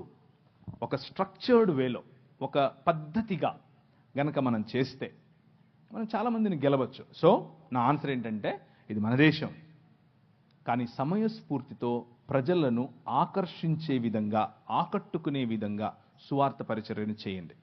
సువార్త పరిచర్యలో క్రీస్తును, రాజును పరిచయం చేయటం మన ఆలోచన, అంతేకాని మన మతాన్ని పరిచయం చేయటం కాదు. అక్కడే మనం తప్పుదారి పడుతున్నాం. ఓకే అన్న, థ్యాంక్ యూ అన్న. రాజును పరిచయం చేయడం మాత్రమే మనం చేయమంటున్నాను. మన ప్రభువుని పరిచయం చేస్తున్నప్పుడు కొన్ని ప్రశ్నలు లేదా కొన్ని పరిస్థితులను ఎదుర్కోవాల్సి వస్తుంది. ఈ వీధి సువార్త చేస్తున్నప్పుడు కానీ, బయట వీధి జరుగుతున్నప్పుడు కానీ, అయితే గుడుల ప్రస్తావన ఎలానే వచ్చింది కాబట్టి సువార్త ప్రకటనని మాకు ఎదురవుతున్న పరిస్థితులు ఏంటంటే, మీరు మీటింగ్లు పెడితే మేము వస్తున్నాం, మీరు ఏదైనా మీకు సంబంధించిన కేకులు ఏమైనా ఇస్తే మేము తింటున్నాం, వాళ్ళప్పుడు మేము విగ్రహాలకు అర్పించింది పెట్టినప్పుడు మీరు ఎందుకు తినట్లేదు? ఈ ప్రశ్న ఎక్కువగా క్రైస్తవులు మేము ఎదుర్కోవడం జరుగుతుందన్న. ఇది దీని మీద డిబేట్ కూడా జరిగింది. మీరు వచ్చారు, అయితే ఆ రోజు మరి సమయం ఒకవేళ అక్కడున్న పరిస్థితులను బట్టి మీరు ఏమీ మాట్లాడలేదు. తర్వాత మీరు చేసిన వీడియో కూడా క్రైస్తవ ప్రపంచాన్ని చాలా ఆదరించింది. ఈ రోజు కూడా సభాముఖంగా ఇలాంటి ప్రశ్నలు మాకు ఎదురవుతున్నప్పుడు మేము ఎలా స్పందించాలి? అసలు విగ్రహాలు పెట్టినవి వాళ్ళు పెడుతున్నప్పుడు మేము తిని ఇప్పుడు వాళ్ళకి సువార్త చెప్పాలా, లేదంటే ఆ పరిస్థితుల్లో మేము ఎలా యుక్తిగా నడుచుకోవాలి? Practical questions. ఇవన్నీ ప్రాక్టికల్ గా దైనందిన జీవితంలో మనం ఎదుర్కొనేవి. ఇవి తెలుసుకోవాలి, వీటి గురించి ఆలోచించాలి. వీటి గురించి ఒపీనియన్స్, అంటే మన ఉద్దేశాలు ఒక్కొక్కరికి ఒక్కొక్క రకంగా ఉండొచ్చు, ఉద్దేశాలు వేరు వేరు రకంగా ఉండొచ్చు. కానీ నాకు అర్థమైన బైబిల్ గ్రంథంలో నుంచి నేను అర్థం చేసుకున్నది నేను మీకు చెప్తాను. దీన్ని నేను ఇది కరెక్ట్ అని నమ్మి చెప్తున్నాను. ఉదాహరణకు ఒక హిందూ మిత్రుడు ఉన్నాడు, లేకపోతే ముస్లిం మిత్రుడు ఉన్నాడు. ముస్లిం మిత్రుడు వాళ్ళ ఇంట్లో పండుగ చేసుకుంటున్నారు, రంజాన్ పండుగ చేసుకుంటున్నారు. పండుగ చేసుకుని ఇఫ్తార్ పార్టీకి పిలిచాడు. ఇఫ్తార్ భోజనం పెడుతున్నాను రండి అని పిలిచాడు. ఇఫ్తార్కి వెళ్ళి భోజనం చేయటంలో ఇబ్బంది ఏమీ లేదు. అలాగే ఈరోజు కనుమ. ఈ కనుమ దినాన మన హైందవ మిత్రులు వాళ్ళ ఇంట్లో మామూలుగా దాన్ని ఏమంటారు, మా ఊళ్ళల్లో అయితే అలసంద వడలు చేస్తారు. అలసంద వడలు మంచి కోడి కూర చేస్తారు, పిలుస్తారు. పిలిచినప్పుడు వాళ్ళ ఇంటికి వెళ్తాం, వాళ్ళతో కలిసి భోంచేస్తాం, తప్పేమీ లేదు. అలాంటి విందులు, అలాంటి భోజనం తప్పు కాదు. కానీ ఇక్కడే కొంచెం జాగ్రత్త వహించాలి. ఏంటంటే, మేము మీ ఇంటికి వచ్చినప్పుడు మీరు కేక్ పెడితే తిన్నారు, మేము మీ ఇంటికి వస్తాం, మీరు భోజనం పెడితే తింటాం, అంతవరకు ఓకే. కానీ మీరు కేక్ పెడితే మేము తిన్నాం, మేము ప్రసాదం పెడితే మీరు తినండి అంటే ప్రాబ్లం. ఏంటా ప్రాబ్లం? కేక్ మనం ఏది ప్రసాదంగా పంచం. ఎప్పుడు ఎవరైనా పంచుతున్నారు మీరు? మనమేం పంచం. మన దగ్గర ప్రసాదాలు లేవు. మనం ప్రసాదాల బ్యాచ్ కానే కాదు. మనం ఒక బల్ల పెడతాం, ఆ బల్ల క్రీస్తు శరీరం, అది ప్రసాదం కాదు. అది వచ్చి తింటే రోగాలు పోతాయి, అది వచ్చి తింటే దేవుడు బ్లెస్సింగ్స్ ఇస్తాడు, ఇలాంటి ఏం లేవు మనకి. ఇది దేవుని బల్ల. మనందరము ఒక్క సమాజం, మనలో అందరిలో ఒకే రక్తం ప్రవహిస్తుంది. ఆయన మన కోసం తన శరీరాన్ని విడిచాడు అన్నటువంటి ఆయన విమోచన కార్యాన్ని జ్ఞాపకం చేసుకునే, కేవలము బాప్తీసము పొందిన ఆయన అనుయాయులైన, ఆయన శిష్యులైన వారికి మాత్రమే పెట్టబడిన బల్ల. అది ఎవరికి పంచంగా మనం పంచం. అలాగే వారి దేవీ దేవతలకు అర్పించిన వాటిని తీసుకోవు కూడా. మనం పంచము, వారిస్తే తీసుకోము. చాలా క్లియర్గా చెప్తున్నానా? మనం పంచేది లేదు, వాళ్ళు ఇస్తే తీసుకోవాల్సిన అవసరము లేదు. అలాగని చెప్పి అవతల వారు నొప్పించాల్సిన అవసరం ఏమీ లేదు. ఎందుకు నొప్పించాలి? దయ్యానికి పెట్టావు, నువ్వు రాయికి పెట్టావు, నువ్వు ఈ స్టేట్మెంట్స్ అన్నీ అక్కర్లేదు. అది కరెక్ట్ కాదు. అలా చెప్పటం వల్ల అవతల వ్యక్తిని పోగొట్టుకుంటాం. అలా మనం దురుసుగా ఉండకూడదు. చాలా సున్నితంగా మాట్లాడచ్చు. సోదరా, చాలా థ్యాంక్ యూ, మీ భక్తి భావాన్ని నేను మెచ్చుకుంటున్నాను, మీలో ఇంత భక్తి ఉంది, చాలా సంతోషం, మీరు నన్ను కూడా గౌరవిస్తూ మీరు ఏదో ఇస్తున్నారు, కాకపోతే మిమ్మల్ని నేను గౌరవించాలి కదా. నేనేదో ఇది స్వీట్ తిన్నట్టు తిన్నాను అనుకోండి, అది మీకు నొచ్చుకుంటారు మీరు. అలా వద్దు. నేను నా విశ్వాసంలో ఇలాంటి విగ్రహార్పితములు తీసుకోవద్దు అని చెప్పారు, కాబట్టి నన్ను దయచేసి ఏం అనుకోకే. కానీ నీతో పాటు రావాలా? వస్తా. ఎక్కడికి వెళ్దాం చెప్పు, మీ ఇంటికి వద్దామా, భోంచేద్దామా, చేస్తా చెప్పు. ఇలా మనం స్నేహాన్ని పెంచుకోవచ్చు. కానీ సత్యాన్ని కూడా చెప్పాలి. సత్యం చెప్తూ స్నేహాన్ని పెంచుకోవాలి. వాళ్ళేం నొచ్చుకోరు. ఒక్కసారి గనక మనము తగ్గింపుతో, నిజమైన మనస్సుతో వాళ్ళను, మన సహోదరులను యాక్సెప్ట్ చేస్తూ వాళ్ళని ఈ విషయం చెప్పి, మేము ఎలాగైతే మీకు బల్ల పంచమో అలాగే మీరు కూడా నాకు ఇది ఇవ్వకండి అని చెప్పటం వల్ల తప్పేమీ లేదు. అలా చెప్పిన తర్వాత వారితో కలిసి బయటికి వెళ్ళారు, ఒక రెస్టారెంట్కి వెళ్ళారు. ఆ రెస్టారెంట్లో వాడు ఎవరికి సమర్పించాడో మనకు తెలీదు. అది హలాల్ చేసి పట్టుకొచ్చాడా, కోషర్ చేసి పట్టుకొచ్చాడా, లేకపోతే ఏదైనా రాయి దగ్గర పెట్టాడా, లేకపోతే ఇంకేదైనా చేసి వచ్చాడా, అది మనకు తెలీదు. డబ్బులు ఇవ్వాలి, కొనుక్కోవాలి, ఇద్దరం కలిసి ఛాయ్ తాగాలి, బిర్యానీ తినాలి, ఎవరిళ్ళ కలుపుకోవాలి. అది ప్రసాదం ఏం కాదు. మీకు అర్థమవుతుందా నేను చెప్పేది? సో అందులో ఏం కెమికల్ లేదు, అందులో ఏదో వేరే శక్తులు వచ్చి మీకు పట్టేటి ఏమీ లేవు. కానీ ఎప్పుడైతే మీరు ఇది మా దేవునికి అర్పితమైనటువంటి భోజనము, ఇది మీరు తింటే మీకు లబ్ధి, ఇది మీకు మంచిది, ఇది ప్రసాదము అని మీకు ఇస్తారో, అప్పుడు దాన్ని ఏకీభవించి వారితో, అవునా నాకు కావాలి అని మీరు ఎప్పుడైతే వారితో ఏకీభవిస్తారో, అప్పుడు మీరు వారి భావజాలంతో ఏకీభవించినట్లు. వారి భావజాలం ఏమిటిది? వారి భావజాలం విగ్రహము అనే భావజాలం. బొమ్మ కాదు. బొమ్మకు విగ్రహానికి చాలా తేడా ఉంది. బొమ్మలన్నీ బొమ్మలే, విగ్రహం వేరు. విగ్రహం వెనుక ఒక భావజాలం ఉంది. ఆ భావజాలం మన పైన ప్రభావం చూపిస్తుంది. చిన్న లడ్డేగా ఏమైతుంది అని అనుకుంటాం ఫస్ట్లో. అది మెల్లిమెల్లిగా లడ్డూ కాస్త తెడ్డేస్తుంది మన మీద. జాగ్రత్త పడాలి. ఏముంది, ఉప్మా అనుకొని తింటాను. ఉప్మా అనుకొని తింటాం కాదు. అక్కడ ఆ ఉప్మా ఎవరికైతే సమర్పించారో వాడు ఉప్మా కాదు, చాలా చెప్మా చేస్తాడు. తర్వాత కావాలని కాలు జారద్దు, కావాలని పోయి వాడి దగ్గర పడద్దు. నీకు తెలియకుండా ఇచ్చాడా కథ వేరు. కానీ తెలిసి ఒప్పుకోలు, అవును నేను అగ్రి అవుతున్నాను నీతో అన్నటువంటి భావనలో తీసుకోవద్దు. డైరెక్ట్గా చెప్పండి, లేదు సోదరా నెక్స్ట్ టైం నుంచి నీకు కేక్ వద్దంటే కేక్ కూడా ఇవ్వనని చెప్పండి.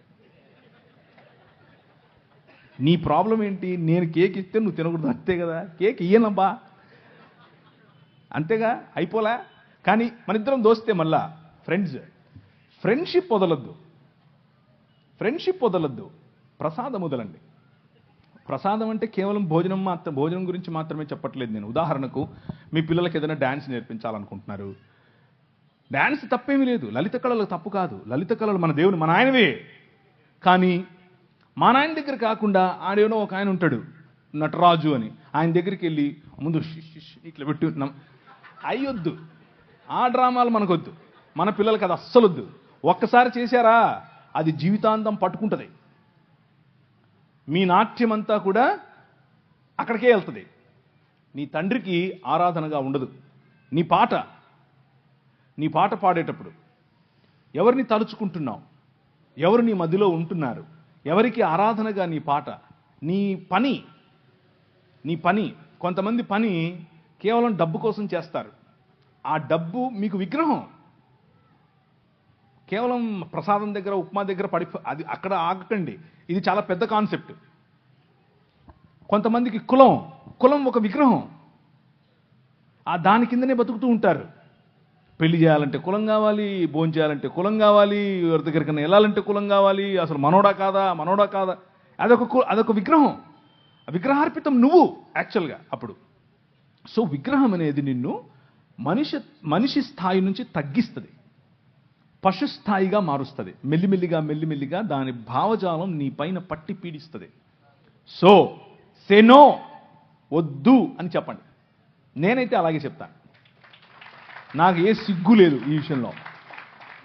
కానీ వద్దని చెప్పి నేను పోగొట్టుకున్న ఫ్రెండ్ లేడు, ఎవ్వరు లేరు. నొప్పించాల్సిన అవసరం లేదు. ఇదొక భ్రమ. ఏంటా భ్రమ అంటే, వద్దు అని చెప్తే అవతలోడు నొచ్చుకుంటాడండి. ఏం నొచ్చుకోడు, ఆడు నొచ్చుకుంటాడో లేదో తెలియదు, కానీ నువ్వు నొచ్చుకుంటున్నావు ముందు. అది నీ సమస్య. ఆనెస్టీ అంటే ఉన్నది ఉన్నట్లుగా నిజాయితీగా ప్రజల ముందు నిన్ను నువ్వు కనబరుచుకోవటం తప్పు కాదు, అది మంచిది. ప్రజలు అప్రిషియేట్ చేస్తారు.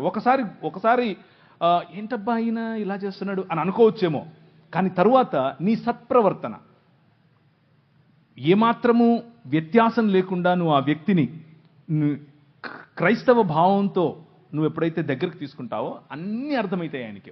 ఓకే, ఇది ఆయన నిష్ట. ఒక ఆయన వచ్చాడు నా పైన, బాస్. అప్పట్లో నేను ఒక కంపెనీలో పనిచేసేవాడిని. ఆయన బ్రాహ్మణోత్తముడు. అమెరికా వెళ్ళాం మేము ఇద్దరం కలిసి. కాదు ప్రవీణ్ గారు మీరు అని మొదలెట్టాడు. ఇక్కడే రామచంద్రాపురం అనుకుంటాను. ప్రవీణ్ గారు మీరు ఏంటండి మీరు అని 1-2 సార్లు నన్ను కొంచెం గెలికాడు. నేను అంటే నేను చాలా చాలా స్నేహంగా ఉంటాను ఆయనతో, కానీ ఆయన దానికి విలువ ఇవ్వాల. దానికి చేయండి ఏం కాదు చేయండి అన్నట్లు నా వెంట పడ్డాడు. సరే కూర్చో అని చెప్పి ఒకరోజు, అసలు నువ్వు ఎలాగండి బ్రాహ్మణోత్తడివి అని అడిగాను. ఎందుకు అన్నాడు. నువ్వు అసలు సముద్రాలు దాటకూడదు కదా, 7 దాటి వచ్చావు, ఇప్పుడు ఎట్లయితావు నువ్వు అని అడిగాను. భావజాలం గురించి మాట్లాడుతున్నా. నేంటండి నేను ఇచ్చింది తినడానికి ఇన్ని క్వశ్చన్లు ఎత్తనావు అన్నాడు. అలా కాదండి, మీరు ఇచ్చింది ఊరికే తీసేసుకోవటం కాదు, అసలు ఏంటి దాని వెనక ఉంది అని అడిగితే మీరు నాకు ఇది చెప్పారు, మరి మీరు చెప్తున్నది పాటించట్లేదు కదా అని అడిగాను. లేదండి మరి మేము చాలా స్వచ్ఛమైన ఇది అది అని ఏదో చెప్పాడు. ఏం తింటారో ఏం కలుపుతారో చెప్పారు. సరేనండి నేను కూడా తింటానులేండి, ఓ పని చేద్దాం, రేపు మా ఇంట్లో బీఫ్ బిర్యానీ ఉడుతున్నాను వచ్చేయండి అన్నాను. ఏంటండి అలా అంటారు మీరు అన్నాడు. అంటే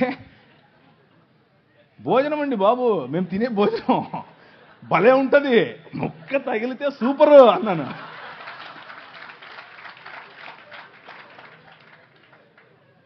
మీరు ఏ విధంగా ఇది తినడానికి జంకుతున్నారో మీ నిష్టలో ఇది తినకూడదు అన్నది మీ భావన, తినరు.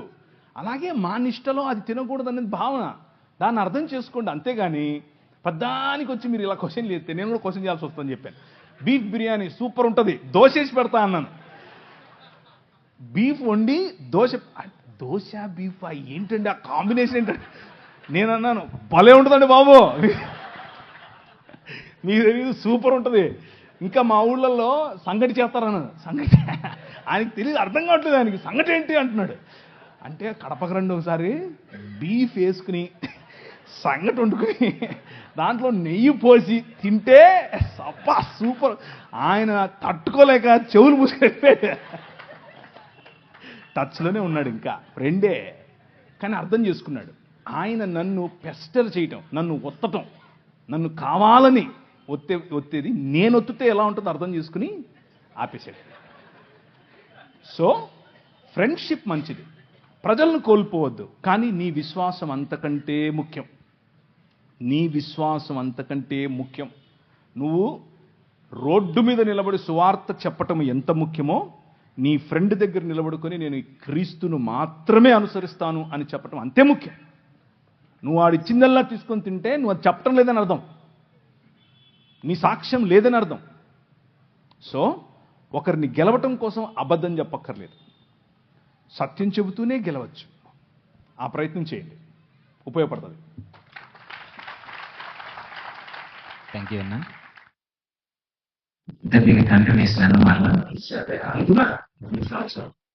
దేని మీద ఇప్పటి వరకు క్రైస్తవేత్తలని ఎలా డీల్ చేయాలని చెప్పండి, మీరు క్రిస్టియానిటీలో వాళ్ళని ఎలా డీల్ చేయాలి నాకు తెలియదు. ప్రశ్న ఏంటంటే, ప్రార్థన ప్రతిదాన్ని పవిత్రపరుస్తుందని, దేవుడే సృష్టిలో ఉన్న ప్రతి పదార్థాన్ని మనకి ఇచ్చాడని, ఇప్పుడు ప్రార్థన చేస్తున్న విధానాలు కల్పించుకుని మరి తింటే తప్పేంటి, ప్రార్థన పవిత్రపరుస్తుంది కదా అంటే ప్రార్థనకు అంత శక్తి లేదా, గ్రామీణ విధానం పవిత్రపరచలేదా, ఎందుకు తినకూడదు, దేవుడు పవిత్రపరిచిన ప్రతిదీ ప్రార్థన చేసుకుని తినేమన్నారు కదా.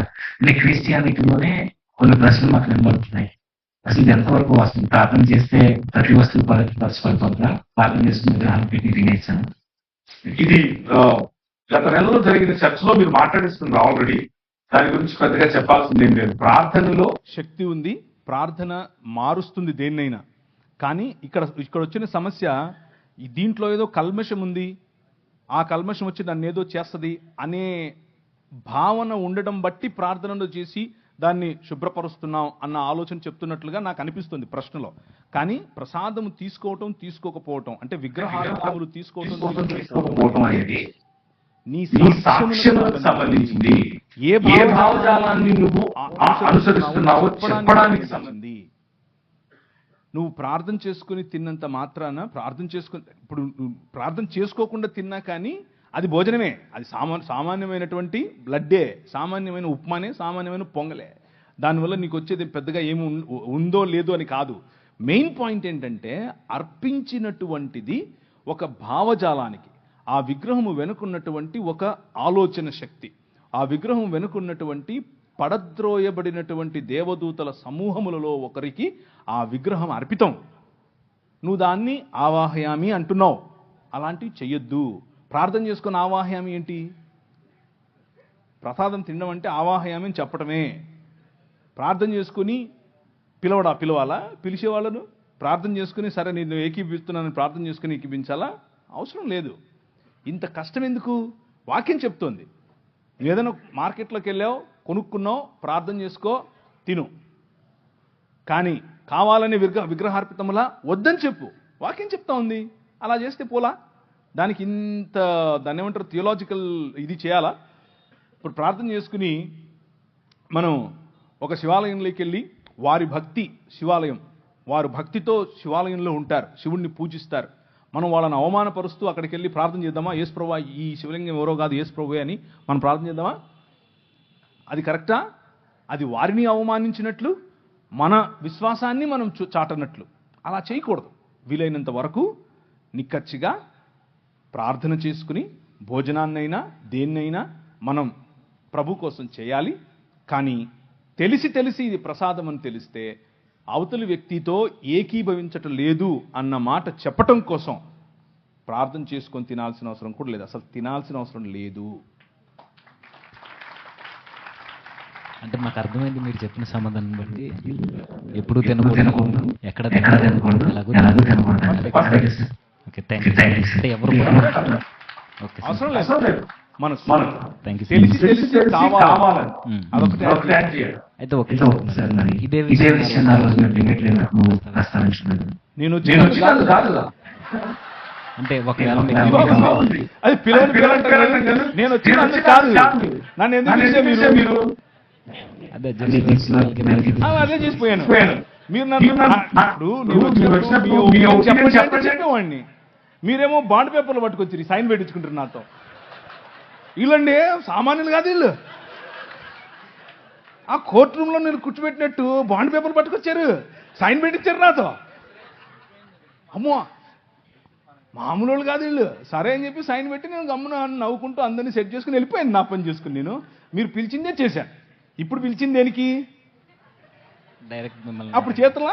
అవును సార్. అయితే ఆ బాండ్ పేపర్ తీసుకొచ్చింది మేము కాదు సార్, అటు నుంచి వచ్చే. నాకేం తెలుసండి అది నువ్వు తెచ్చావా ఎవరు తెచ్చారు నాకేంటి? ఆడ ఉందా లేదా? అక్కడికి వచ్చే వరకు కూడా తెలియదు సార్ బాండ్ పేపర్లు ఉన్నాయన్న సంగతి. అది నాకు ఒకవేళ ఒకటి సార్ నేనేం మాట్లాడాలి? ఒకటి సార్, ఒకవేళ నేనేం మీకు మాట్లాడలేదు ఇప్పుడు. ఆ రోజు మీకు అవకాశం ఉంటే ఇదే విషయాన్ని 100% నిర్మోహమాటంగా చెప్తాను. ఎక్కడైనా చెప్తాను, ఎప్పుడైనా చెప్తాను. అది కావాలి సార్, నిర్మోహమాటంగా చెప్తాను.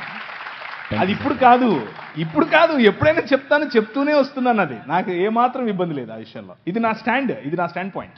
సరే సార్, డిబేట్ని బట్టి ఇప్పుడు మిమ్మల్ని డైరెక్ట్గా అడుగుతున్నాను సార్. అసలు పబ్లిక్ మీరు ఏ క్లారిటీ ఇవ్వాలనుకుంటున్నారు ఆ డిబేట్ విషయంలో, ఆ జరిగిన డిబేట్ విషయంలో? No comments. ఏం మాట్లాడకూడదని మీరు సైన్ పెట్టించుకున్నారు నాతో. వీళ్ళు సైన్ పెట్టించుకున్నారండి బాబు. ఇది అయిపోయిన తర్వాత ఏం మాట్లాడకూడదని సైన్ పెట్టించుకున్నారు. ఇప్పుడు మళ్ళీ అడుగుతావేంటి? No comments. సైన్ పెట్టించుకున్నది వాళ్ళు సార్, మాకు సంబంధం లేదు ఆ విషయం. ఇప్పుడు అడిగేది నేను సార్. అయినా మీరు నేను పెట్టలేదులేండి. మరి నేను పెట్టలేదులేండి. కానీ ఇప్పుడు మీరు అడిగేది ఏంటి? ఏం లేదు సార్.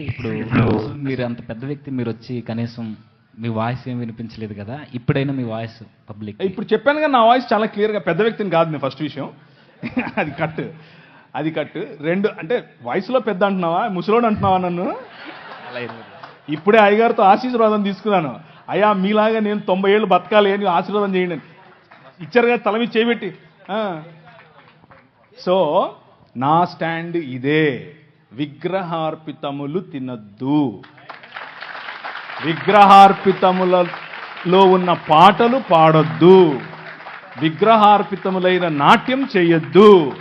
విగ్రహార్పితములైన కులం పాటించొద్దు. విగ్రహార్పితమైన మతం వద్దు. విగ్రహార్పితంగా ఉండేటటువంటి ఉద్యోగం చేయొద్దు. విగ్రహార్పితంగా ఉండేటటువంటి దాసోహం చేయొద్దు. ఎవరికి? మన రాజు యేసే. Jesus is the king of all. మధ్యలో ఏ విగ్రహం లేదు. ఇంకా గట్టిగా చెప్పాలా? లేదు సార్, ఇంతకన్నా ఏమవుతుందన్నా, మీ నుంచి ఇదే కోరుకున్నాం మేము. ఎందుకంటే మీలాంటి వారు మాట్లాడితే ఈ క్రిస్టియన్ సొసైటీకి ఒక చక్కని సమాధానం దొరుకుతుందని మీరు మాకు ఇచ్చిన స్వేచ్ఛలో నేను ఈ మాట్లాడడం జరిగిందని. ఇంకొక విషయం ఏంటంటే, యాక్చువల్గా క్రిస్టియన్స్కు ఈ క్లారిటీ ముందు నుంచి ఉంది.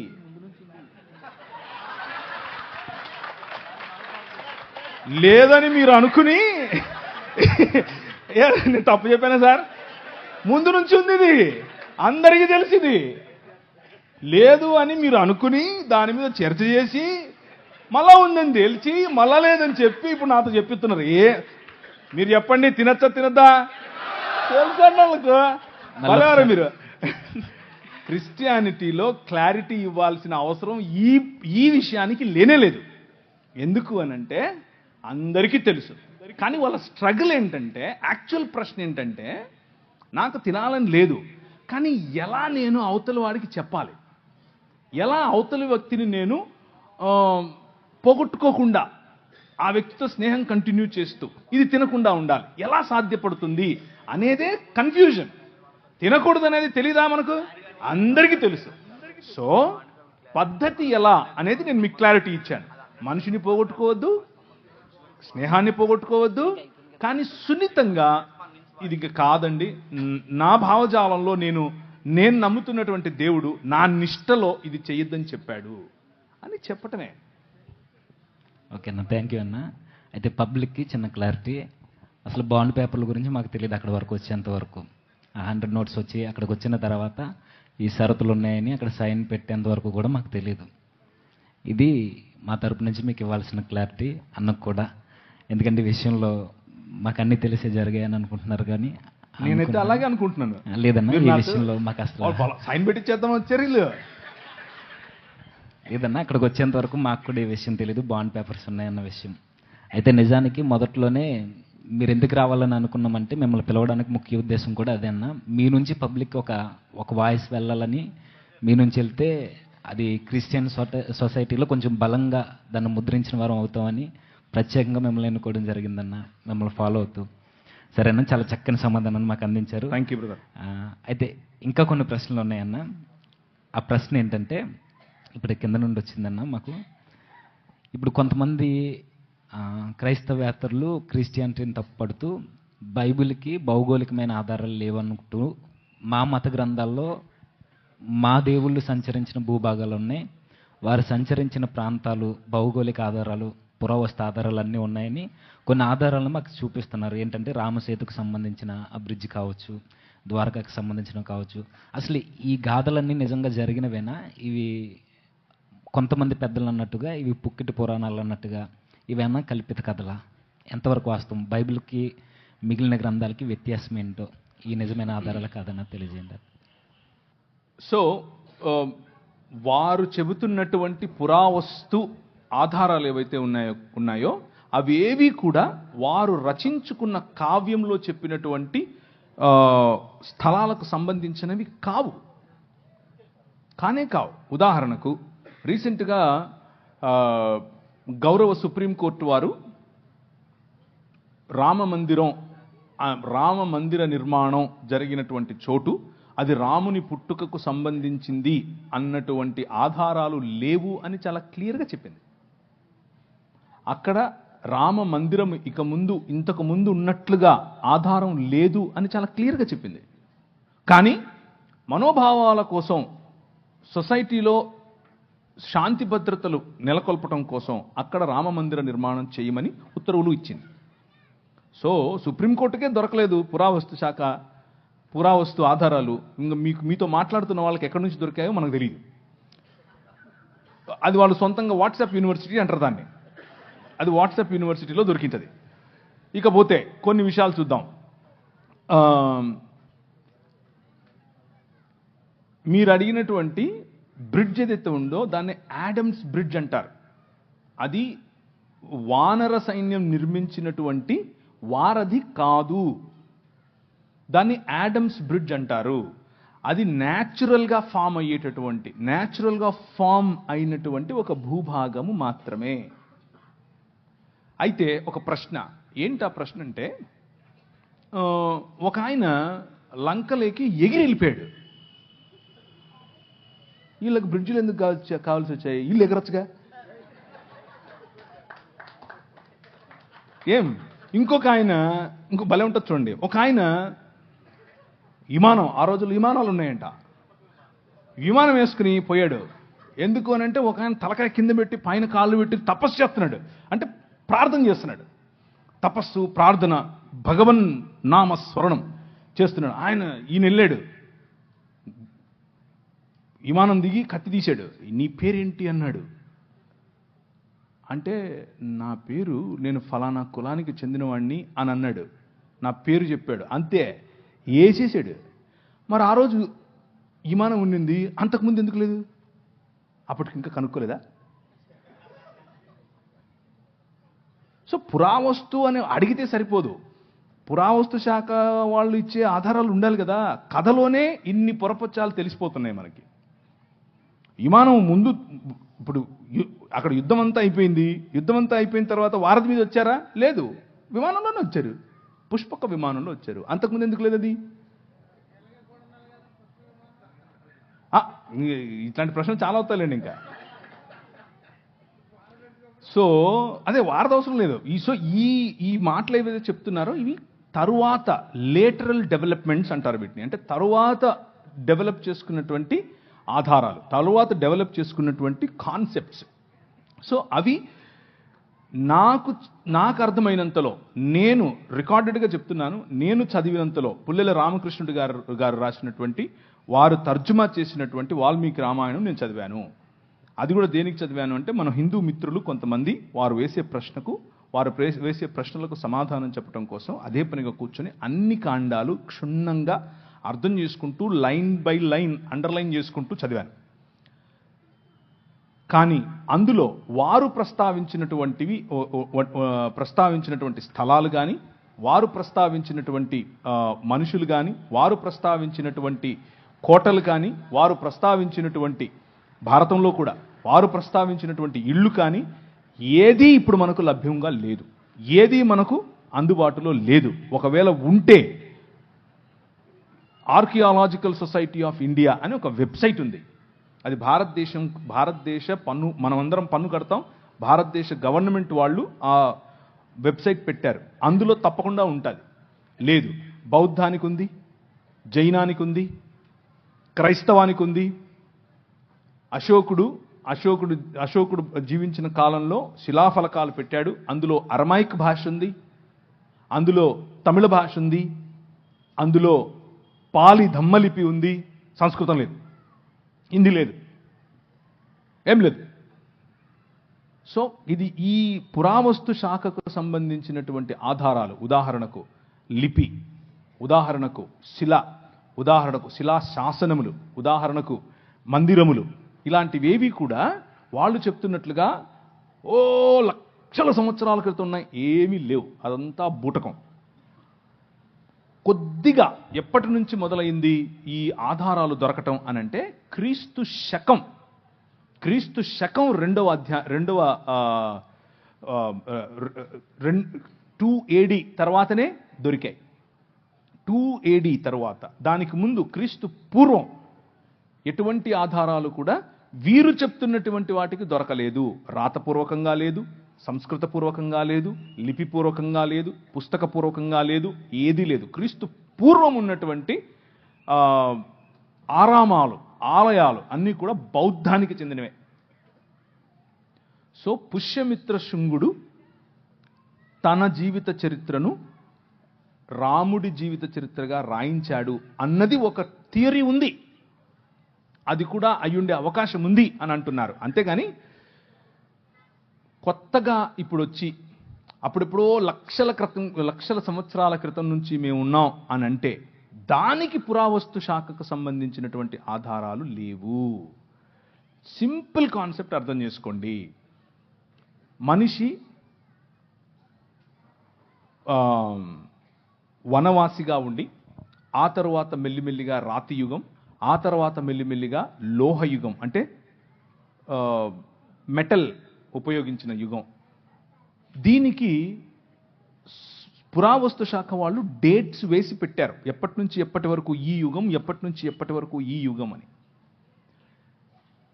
మెటల్ ఇన్వెంట్ చేసిన తర్వాత వచ్చినటువంటి యుగం ఏదైతే ఉందో, రాతి యుగం తరువాత, మెసొపటోమియా తరువాత ఈజిప్షియన్ సివిలైజేషన్, అంటే మోషే సమయం, ఆ సమయానికి మెటల్ డెవలప్ అయింది, ఆ సమయానికి లోహం డెవలప్ అయింది.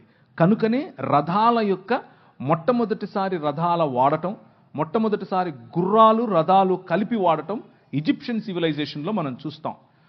గుర్రాలు ఆ తరువాత దాదాపు కొన్ని వందల సంవత్సరాల తర్వాత మెల్లిమెల్లిగా ఈ జంబూక ద్వీపం అని పిలువబడినటువంటి భారత ఇండియన్ సబ్ కాంటినెంట్ అనేదైతే అంటున్నామో ఆ ప్రాంతాలకు వచ్చాయి.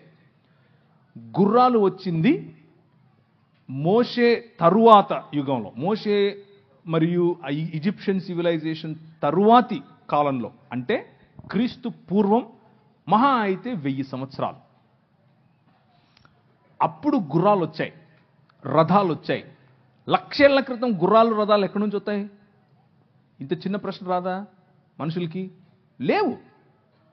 అది మీరు అడిగిన ప్రమాణంలోనే ఆర్కియలాజికల్ సర్వే ఆఫ్ ఇండియా వాళ్లే ఒప్పుకున్నది. అది రీసెంట్గా IIT ఖరగ్పూర్ వాళ్ళు ఇలాంటి ఒక క్యాలెండర్ సృష్టించి ప్రజల్లో ఈ సనాతన ధర్మం అనే కాన్సెప్ట్ను IIT వాళ్ళు, ఇండియన్ ఇన్స్టిట్యూట్ ఆఫ్ టెక్నాలజీ, వాళ్ళకి ఏం పని మతంతో, వాళ్ళు కూడా ఈ వాట్సాప్ యూనివర్సిటీ మొదలుపెట్టారు. వాళ్ళ కోసం మేము రెగ్యులర్గా వాళ్ళకు వినిపించాల్సినటువంటి మంత్రాలు వినిపిస్తూనే ఉన్నాం. అది కాదు, దానికి ఆధారం లేదు, ఏ ఆధారము లేదు. కానీ ఇప్పుడు మీరు అదే బైబిల్ని తీసుకోండి. వారు బైబిల్లో చెప్పిన ఇశ్రాయేలీయులు చేసిన నిర్మాణంలో భాగమైనటువంటి పిరమిడ్స్ ఉన్నాయా? ఉన్నాయి. ఇశ్రాయేలు మాట్లాడుతున్నటువంటి ప్రదేశాలు ఉన్నాయా? ఉన్నాయి. ఐగుప్తు దేశం ఉందా? ఉంది. నది ఉందా? ఉంది. యొర్దాను నది ఉందా? ఉంది. ఎర్ర సముద్రం ఉందా? ఉంది. బెత్లెహేం ఉందా? ఉంది. యెరూషలేం ఉందా? ఉంది. తెలవీవ్ ఉందా? ఉంది. తూరు పట్టణం ఉందా? ఉంది. తర్షీష్ ఉందా? ఉంది. ఏది లేదు. ప్రతి ఒక్కదానికి ఎవిడెన్స్ ఉంది. ఫలానా రాజు ఫలానా సమయంలో ఫలానా చోట ఫలానా జనాభా లెక్కలేశాడు, అప్పుడు యోసేపు మరియను తీసుకెళ్ళాడు. వెళ్తే మనకు తెలీదా? కైసర్ అగస్తస్ ఏం చేశాడు, కైసర్ తిబేరియస్ ఏం చేశాడు, వాళ్ళు ఏ విధంగా జనాభా లెక్కల కోసం అందరినీ వెళ్ళమని చెప్పారు. This is all recorded, tracked. So ఆ రోజు ఉన్నటువంటి హిస్టోరియన్స్ జోసిఫస్ కావచ్చు, ప్లైనీ కావచ్చు, టాసిటస్ కావచ్చు, వాళ్ళు రాసినటువంటి లేఖలు ఈ రోజుకు మనకు అందుబాటులో ఉన్నాయి. సో ఎక్స్ట్రా బిబ్లికల్ సోర్సెస్ మనకు అందుబాటులో ఉన్నాయి. ఆ ఎక్స్ట్రా బిబ్లికల్ సోర్సెస్ ఉన్న కారణం చేత మనం బైబిల్ నమ్మక్కర్లేదు. బైబిల్కే అవన్నీ తర్వాత వచ్చి మళ్ళా లైన్ అవ్వాలి. ఎందుకంటే Bible it self is a historical book. అందులో చరిత్ర చాలా స్పష్టంగా రాశారు. గలతీ ద్వీపం ఈ రోజుకుందా? ఉంది. స్మిర్నా ఉందా? స్మిర్నా అంటే ఈ రోజు ఉన్న సిరియాలో ఉన్న ఇజ్మీర్ అనే సిటీ. ప్రతి సిటీ ఈరోజు మనం కొన్ని మునిగిపోయాయి, కానీ మెజారిటీ ఆఫ్ ప్లేసెస్ ఈ రోజుకు ఉన్నాయి. అంతటా పౌలు ఇటలీ పటాలమునకు వెళ్ళను. ఇటలీ కనిపిస్తుందా ఈరోజు? లేదా? ఎస్. ఆయన అరియపెగస్ అనేటటువంటి ఉందా? లేదా? ఈ రోజుకు ఉంది. సో బిబ్లికల్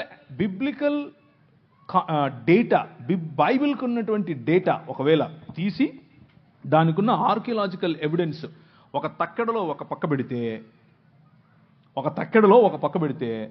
రెండో పక్క వీళ్ళ పుస్తకాలు అన్నీ కలిపి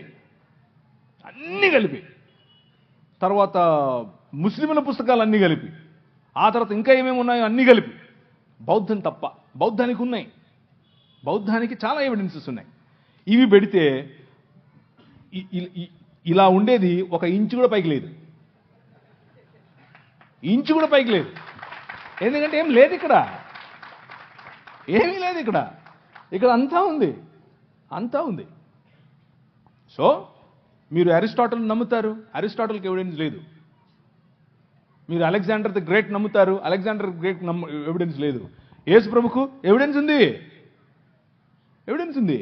అరిస్టాటిల్ పంపగా వచ్చిన దాన్ని ఏమంటారు, గ్రీక్ ప్రపంచాన్ని జయించాలనుకున్నటువంటి ఈ అలెగ్జాండర్ ది గ్రేట్ వారి పిల్లల ఒకడైనటువంటి ఈ శంగులు కాదు, క్షమించండి, వాళ్ళలో ఒకడైనటువంటి అశోకుడు కదా, ఆయన ఇంట్లో గ్రీక్ మాట్లాడాడు. మరి అందుకని గ్రీకులో శిలాఫలకాలు కనిపిస్తాయి మనకు భారతదేశంలో. అలాంటిది సంస్కృతంలో కనిపించాలిగా. ఒక్కట్లేదు. I'm not exaggerating. ఒక్కటి కూడా లేదు. మరి ఏదో చూపించండి ఆర్కియలాజికల్ ఎవిడెన్స్ ఎక్కడుందో. సో ఇదంతా కూడా ఆయాసం, అంతే.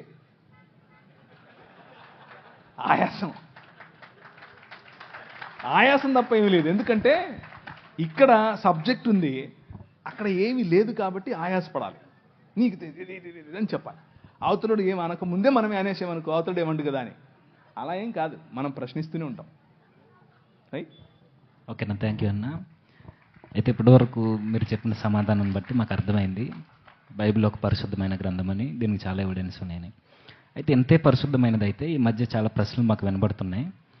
ఇలాంటి పరిశుద్ధ గ్రంథంలో, ఇలాంటి దైవ గ్రంథంలో లోతు సందర్భం కావచ్చు, దావీదు గారు చేసిన తప్పులు కావచ్చు, యోధా గారు చేసినవి కావచ్చు, ఇలాంటి కొన్ని ఇబ్బందికరమైన పరిస్థితులు రాసినప్పుడు దేవుని గ్రంథం అయితే, ఇన్ని ఎవిడెన్స్ ఉన్నది నిజమైన గ్రంథం అయితే, ఇలాంటి సందర్భాలు లోతు తన కుమార్తెలతో పాపం చేయడం, దావీదు తప్పు చేయడం, ఇలాంటివి రాశారు.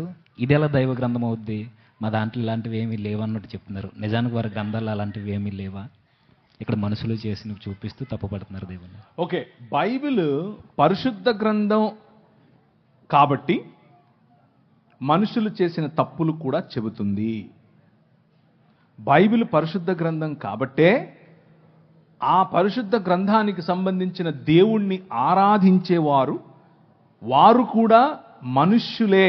ఆ మనుష్యులు చేసిన తప్పులు అందరికీ తెలియాల్సిందే. దేవుడు న్యాయ నిర్ణేతగా లోతు, తన పిల్లలు, దావీదు, అలాగే తామారు, ఇలా అందరూ వారి జీవితాల్లో చేసినటువంటి తప్పులను ఎత్తి చూపిస్తుంది. మొత్తానికి బైబిల్ ఏం చెప్తుంది అనంటే, దేవుని రాజ్య వారసులుగా కాకుండా సొంత రాజ్య నిర్మాణాలు, సొంత ఆలోచనల్లో బ్రతికితే మనిషి ప్రతి ఒక్కడు పాపమే చేస్తున్నాడు అన్నది చెబుతుంది బైబిల్. దానికి మినహాయింపు కేవలము యేసుక్రీస్తు మాత్రమే. మళ్ళీ కొత్తగా ఒకరు వచ్చి చెప్పక్కర్లేదు మనకు, మీ దావీదు ఇలా చేశాడు, ఆడు ఇలా చేశాడు. మాకు తెలిసేది, వి నో దాట్. అది మా దేవుడే రాయించాడు కాబట్టే పరిశుద్ధమైన దేవుడు, రాయించాడు కాబట్టే పరిశుద్ధమైన పుస్తకం. కప్పిపెట్టుంటే ఆయన పరిశుద్ధమైన దేవుడు ఎలా అవుతాడు? కప్పిపెట్టుంటే అది పరిశుద్ధమైన పుస్తకం ఎలా అవుతుంది? అది కేవలము ఒక అజెండాతో వచ్చిన పుస్తకం అవుతుంది. కానీ అవతలి వారు అలా కాదు. అవతలి వారి పరిస్థితి అది కాదు.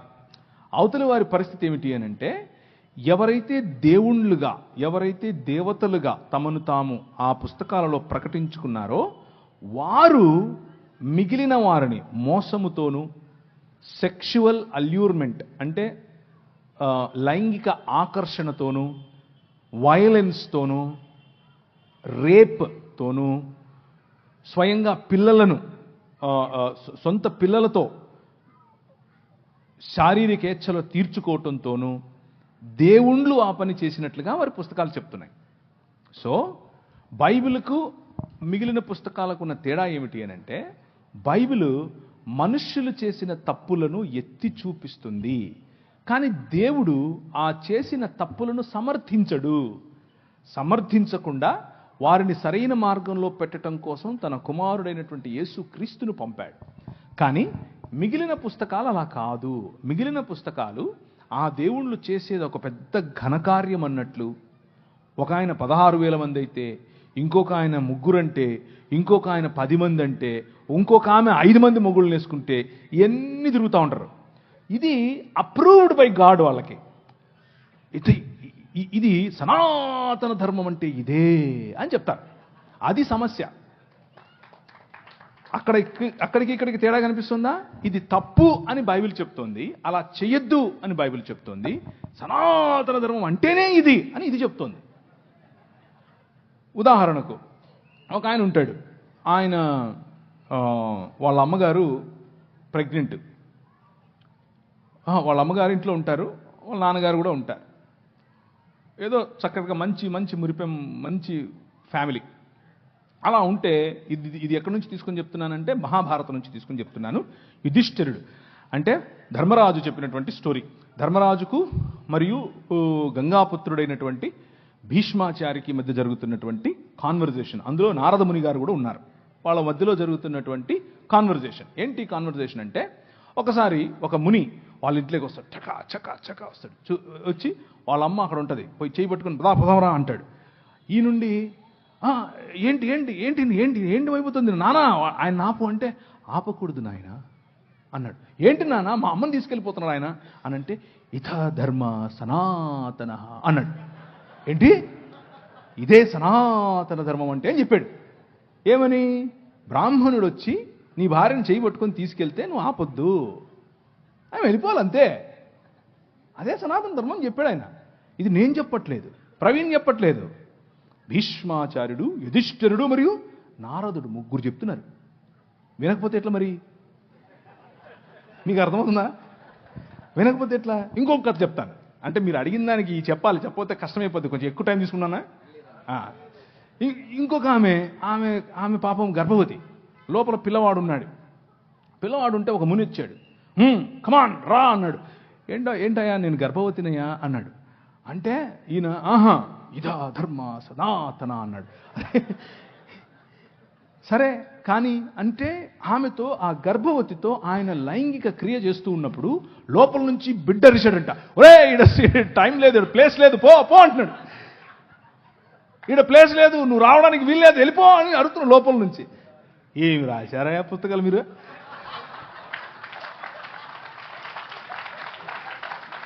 మీరు వచ్చి బైబిల్ని అడుగుతారా?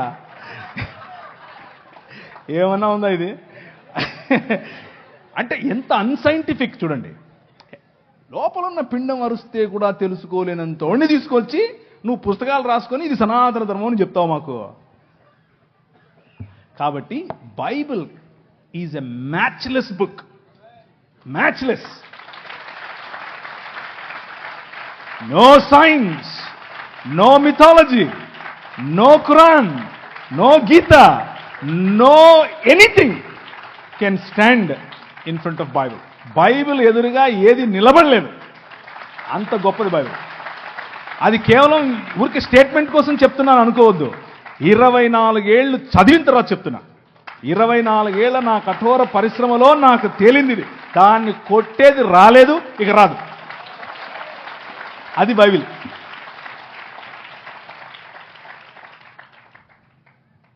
ఇంకా థ్యాంక్ యూ అన్న. ఇంకేం లేవన్నా, నిజంగా మీ ఆన్సర్ చూసిన తర్వాత ఇంకేం అడగాలని లేదు నాకు. Thank you very much. Thank you. You have been a great audience. మళ్ళీ త్వరగానే కలుద్దాం.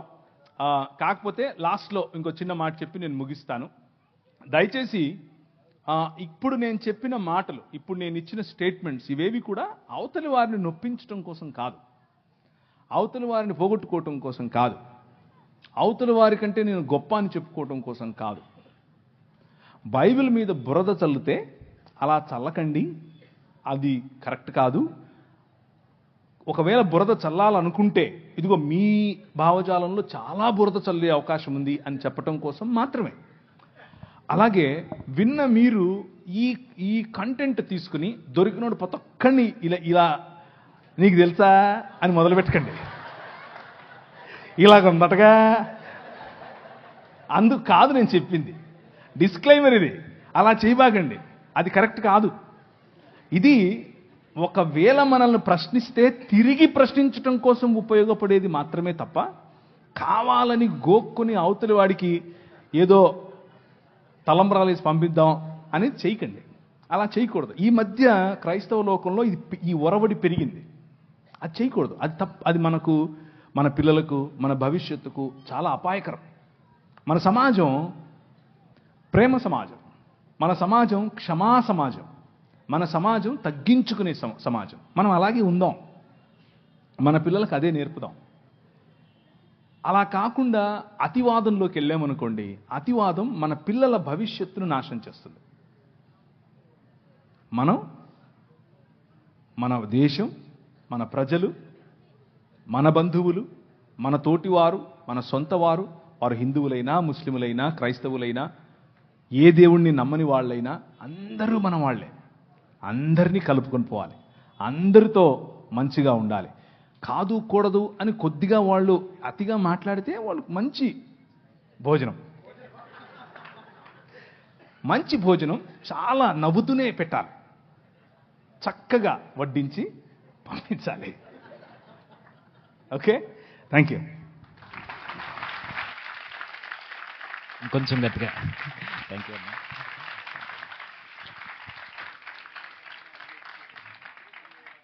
నిజంగా అందరూ చాలా హ్యాపీగా ఉన్నారనుకుంటా. ఉన్నారా? ఒకసారి చప్పట్లు కొడదామా మరి? వెరీ గుడ్, థ్యాంక్ యూ అన్న. చాలా చక్కని సమాధానాలు అందించినందుకు నా ప్రత్యేకమైన వందనాలు తెలియజేస్తున్నాను. రాత్రి కాలం ముందు దీనికన్నా ఇంకా జోస్ అంటే వాక్యంలో, నిజానికి ఇప్పుడు వర్తమానం జరగాలి కానీ ముందు క్వశ్చన్ అవర్ జరుగుతుంది కాబట్టి దీనికి ఇలా కంటిన్యూ చేయడం జరిగింది. రాత్రి కాలం ముందు మిషనరీ వ్యవస్థ కొరకు మన భారతదేశంలో వారు చేసిన రిఫార్మేషన్ ఎలా జరిగిందో దీని అంతటికి సంబంధించిన నాలెడ్జ్ కొరకు మనం విందాం. ఎందుకంటే నేడున్న క్రైస్తవ్యానికి తెలియాల్సిన సంగతులు, నిజానికి ఇలాంటి విషయాల్ని ఎవరు పెద్దగా చెప్పరు.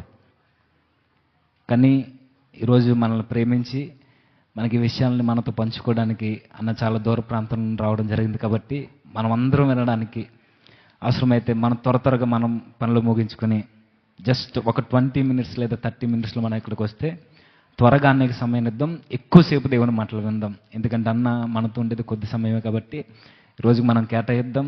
రేపు కూడా ఉండడానికి తల్లిగారి కొరకు మనం అందరం ప్రార్థన చేద్దాం. ఒకసారి అందరూ లేచి నిలబడదామా? నిలబడు. అన్నయ్య జేమ్స్ అని వచ్చి ప్రార్థన చేయాలని సమయాన్ని అన్నయ్యకి ఇస్తాం. అప్పటిస్తాం. ఆలస్యమైంది, మళ్ళీ త్వరగా మనం ప్రారంభించుకుందాం. Okay, right.